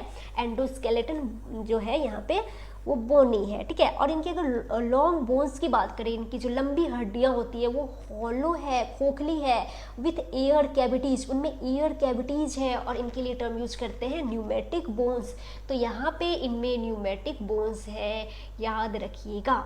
अब इनके डाइजेस्टिव ट्रैक्ट की बात करें तो digestive tract with additional chambers, कि इनके डाइजेस्टिव ट्रैक्ट में एडिशनल चैम्बर्स हैं, उस एडिशनल चैम्बर का नाम याद रख लीजिएगा, क्रॉप एंड गिजार्ड, ठीक है। सिर्फ नाम याद रख लो, इसके बारे में डिटेल में एनसीईआरटी नहीं बताया तो मत पढ़ो आप, बस नाम याद रखना ही होगा। इनके हार्ट, हृदय, दिल की बात करें तो वो 4 चैम्बर्ड हैं। अच्छा यहाँ पे ये पहला ग्रुप ऐसा आया है जो कि वार्म ब्लडेड है, ठीक है। तो ये वार्म ब्लडेड या होम्योथर्मल एनिमल्स होते हैं। इसका मतलब क्या हुआ कि they are able to maintain a constant body temperature, मतलब ये कांस्टेंट बॉडी टेम्परेचर बना के रखते हैं, ठीक है। अब देखो आगे क्या है, रेस्पिरेशन की बात करें तो बाय लंग्स, गैस एक्सचेंज के लिए लंग्स हैं। अब देखो क्या है कि air sacs connected to lungs supplement respiration, ये याद रखिएगा कि इनके लंग्स से ना एयर सैक्स कनेक्टेड होती हैं जो रेस्पिरेशन को सप्लीमेंट करती हैं, याद रख लेना। यहाँ पे भी सेक्सेस आर सेपरेट, जो नर एंड मादा है वो अलग अलग होते हैं, male birds and female birds अलग अलग होते हैं। सॉरी अब यहाँ पे आगे बढ़ जाते हैं। आगे देखिए क्या है, फर्टिलाइजेशन की बात करें तो यहाँ पे इंटरनल है फर्टिलाइजेशन, ये ओविपेरस होते हैं, अंडे देते हैं, डेवलपमेंट डायरेक्ट है, मीन्स लार्वल स्टेज प्रेजेंट नहीं है। अब मेन है एग्जाम्पल याद करना, तो देख लीजिए ये एनसीईआरटी का ही पेज है, इसी पेज से हम एग्जाम्पल कर लेते हैं। एग्जाम्पल में क्या ही मतलब शॉर्ट में लिखना, इसमें तो कुछ शॉर्ट लिखने का है नहीं या फिर नोट्स बनाने का है नहीं, तो एग्जाम्पल तो जैसा यहाँ लिखा है वैसा भी पेज में भी लिखना था, तो मैंने नहीं लिखा, यहीं से करा देती हूँ इसका एग्जाम्पल। तो देखो एग्जाम्पल्स में क्या है, Corvus crow, Columba pigeon, Psittacula parrot, Struthio ostrich, Pavo peacock, Aptenodytes penguin, Neophron vulture. तो ये कुछ एग्जाम्पल्स है जो याद करने होंगे, साथ में ये यहाँ पे कुछ चित्र भी दिए हुए हैं, वो भी देख लेना आप एक बारी, ठीक है। चलो अब हटाती हूँ। चलिए अब आगे बढ़ते हैं और अब हम यहाँ पे बात कर लेते हैं क्लास मेमेलिया की, ठीक है। क्लास मेमेलिया की बात कर लेते हैं। तो इनकी अगर हैबिटाट की बात करें कि ये कहाँ पाए जाते हैं, तो एनसीईआरटी ने लिखा है कि found in a variety of habitats, कि ये वेराइटी ऑफ हैबिटाट्स में पाए जाते हैं। पोलर आइस कैप्स में, डेजर्ट्स में यानी रेगिस्तान में, माउंटेन्स, फॉरेस्ट्स में, ग्रास लैंड्स, डार्क केव्स यानी गहरी गुफाओं में। तो वेराइटी ऑफ हैबिटाट्स में ये पाए जाते हैं। आगे देखो क्या है कि some of them adapted to fly और लिव इन वाटर, कि कुछ ऐसे मैमल्स हैं जो उड़ भी सकते हैं, उड़ने वाले मैमल्स भी हैं जैसे कि बैट, चमगादड़, है ना, और कुछ पानी में भी है जैसे कि व्हेल, डॉल्फिन, सी मैमल्स हैं पानी में है, ठीक है। अब देखना ये इंपॉर्टेंट है कि मोस्ट यूनिक मेमेलियन कैरेक्टरिस्टिक क्या है, presence of mammary glands, mammary glands का पाया जाना मोस्ट यूनिक मेमेलियन कैरेक्टर है, याद रखना, ठीक है, भूलना नहीं है, ये बहुत इंपॉर्टेंट है। अब चलिए अब आगे बढ़ते हैं और आगे देखते हैं इनके बारे में और क्या क्या है। तो अगर इनके लिम्स की बात करें तो इनमें 2 पेयर्स ऑफ लिम्स है, ठीक है, जो कि अडेप्टेड है फॉर डिफरेंट फंक्शंस के लिए अडेप्टेड है। वॉकिंग के लिए, चलने के लिए, रनिंग के लिए, दौड़ने के लिए, क्लाइंबिंग के लिए, पैरों पे चढ़ने के लिए, बरोइंग के लिए यानी कि बिलों में रहने के लिए, स्विमिंग के लिए यानी कि तैरने के लिए, फ्लाइंग के लिए यानी कि उड़ने के लिए। तो 2 पेयर्स ऑफ लिम्स हैं जो कि डिफरेंट फंक्शन को परफॉर्म करने के लिए अडेप्टेड है। इनकी स्किन की बात करें तो इनकी जो स्किन है, चमड़ी, वो भी यूनिक होती है क्योंकि स्किन में हेयर है, ठीक है। इनमें एक्सटर्नल ईयर या पिन्ना प्रेजेंट है, ये याद रखना, ये मैमल का कैरेक्टर है। इनके टीथ यानी दांत की बात करें तो different types of teeth are present in the jaw. हमारे में डिफरेंट टाइप्स के टीथ है ना, इंसीजर्स, केनाइंस, प्रीमोलर्स, मोलर्स, है ना, तो वही लिखा है कि डिफरेंट टाइप्स के टीथ प्रेजेंट है। इनके हार्ट की बात करें, हृदय 4 चैम्बर्ड है, ये भी जो है ये वार्म ब्लडेड होते हैं, ठीक है। रेस्पिरेशन की बात करें तो रेस्पिरेशन यानी गैस एक्सचेंज के लिए लंग्स हैं। इतना क्लियर है। अब चलिए अब आगे देख लेते हैं कि क्या है। यहाँ पे भी सेक्सेस सेपरेट है, नर मादा अलग अलग होते हैं, फर्टिलाइजेशन इंटरनल है, ये बीबी पेरस हैं यानी बच्चे पैदा करते हैं विथ फ्यू एक्सेप्शंस, कुछ अंडे देने वाले मैमल्स भी हैं, अभी देखेंगे एग्जाम्पल्स में। डेवलपमेंट डायरेक्ट है, लार्वल स्टेज नहीं है, ठीक है। चलिए आइए अब एग्जाम्पल्स देख लेते हैं। यहाँ पे एक मिनट, ये एग्जाम्पल्स देख लेते हैं। तो ये हमारे पास एनसीईआरटी का ही पेज है, ठीक है, इसी से एग्जाम्पल्स देख लेते हैं। अच्छा खासा एग्जाम्पल दिया है। तो देखो, ओविपेरस अंडे देने वाले मैमल्स क्या है, ऑर्निथोरिंकस, है ना, ये ओविपेरस से एग्जाम्पल याद करना पड़ेगा। अब देखो वीवीपेरस में तो कितने सारे एग्जाम्पल हैं, Macropus kangaroo, Pteropus flying fox, Camelus camel, Macaca monkey, Rattus rat, Canis dog, Felis cat, Elephas elephant, Equus horse, Delphinus common dolphin, Balaenoptera blue whale, Panthera tigris tiger, Panthera leo lion. तो ये कुछ examples हैं जो याद करने पड़ेंगे, है ना, कुछ नहीं, बहुत सारे एग्जाम्पल्स हैं इस चैप्टर में। तो और ये चैप्टर थोड़ा हो जाता है, चिड़चिड़ा सा हो जाते हैं बच्चे इस चैप्टर को पढ़ते हुए, क्योंकि इसमें बहुत सारे एग्जाम्पल्स याद करने हैं। ये मैं मानती हूँ, एग्जाम्पल्स तो बहुत सारे याद करने हैं, बट क्या करेंगे, करना तो पड़ेगा। अब आगे देखो, यहाँ पे ये एनसीईआरटी में टेबल दिया हुआ है, ये आप देख लेना कि इधर पे फाइलम का नाम दिया है कि सारे फाइलम के नाम दिए हैं इधर पे दिया है कि level of organisation, symmetry, coelom, segmentation, digestive tract, circulatory system, respiratory system, distinctive feature. तो ये देख लेना, ये ऐसे मैंने पूरा डिटेल में आपको पढ़ाया है, बस एक बार ये जरूर देख लेना। इसी के साथ ये जो चैप्टर है यहाँ पे एनिमल किंगडम वो कंप्लीट होता है, ठीक है। Thank you so much. अगर आपको लेक्चर अच्छा लगा, समझ में आया, तो आप प्लीज़ वीडियो को लाइक कीजिए, शेयर कीजिए एंड चैनल को सब्सक्राइब कीजिए। Thank you so much. इसी के साथ इस वीडियो को मैं यहीं पे ख़त्म करती हूँ।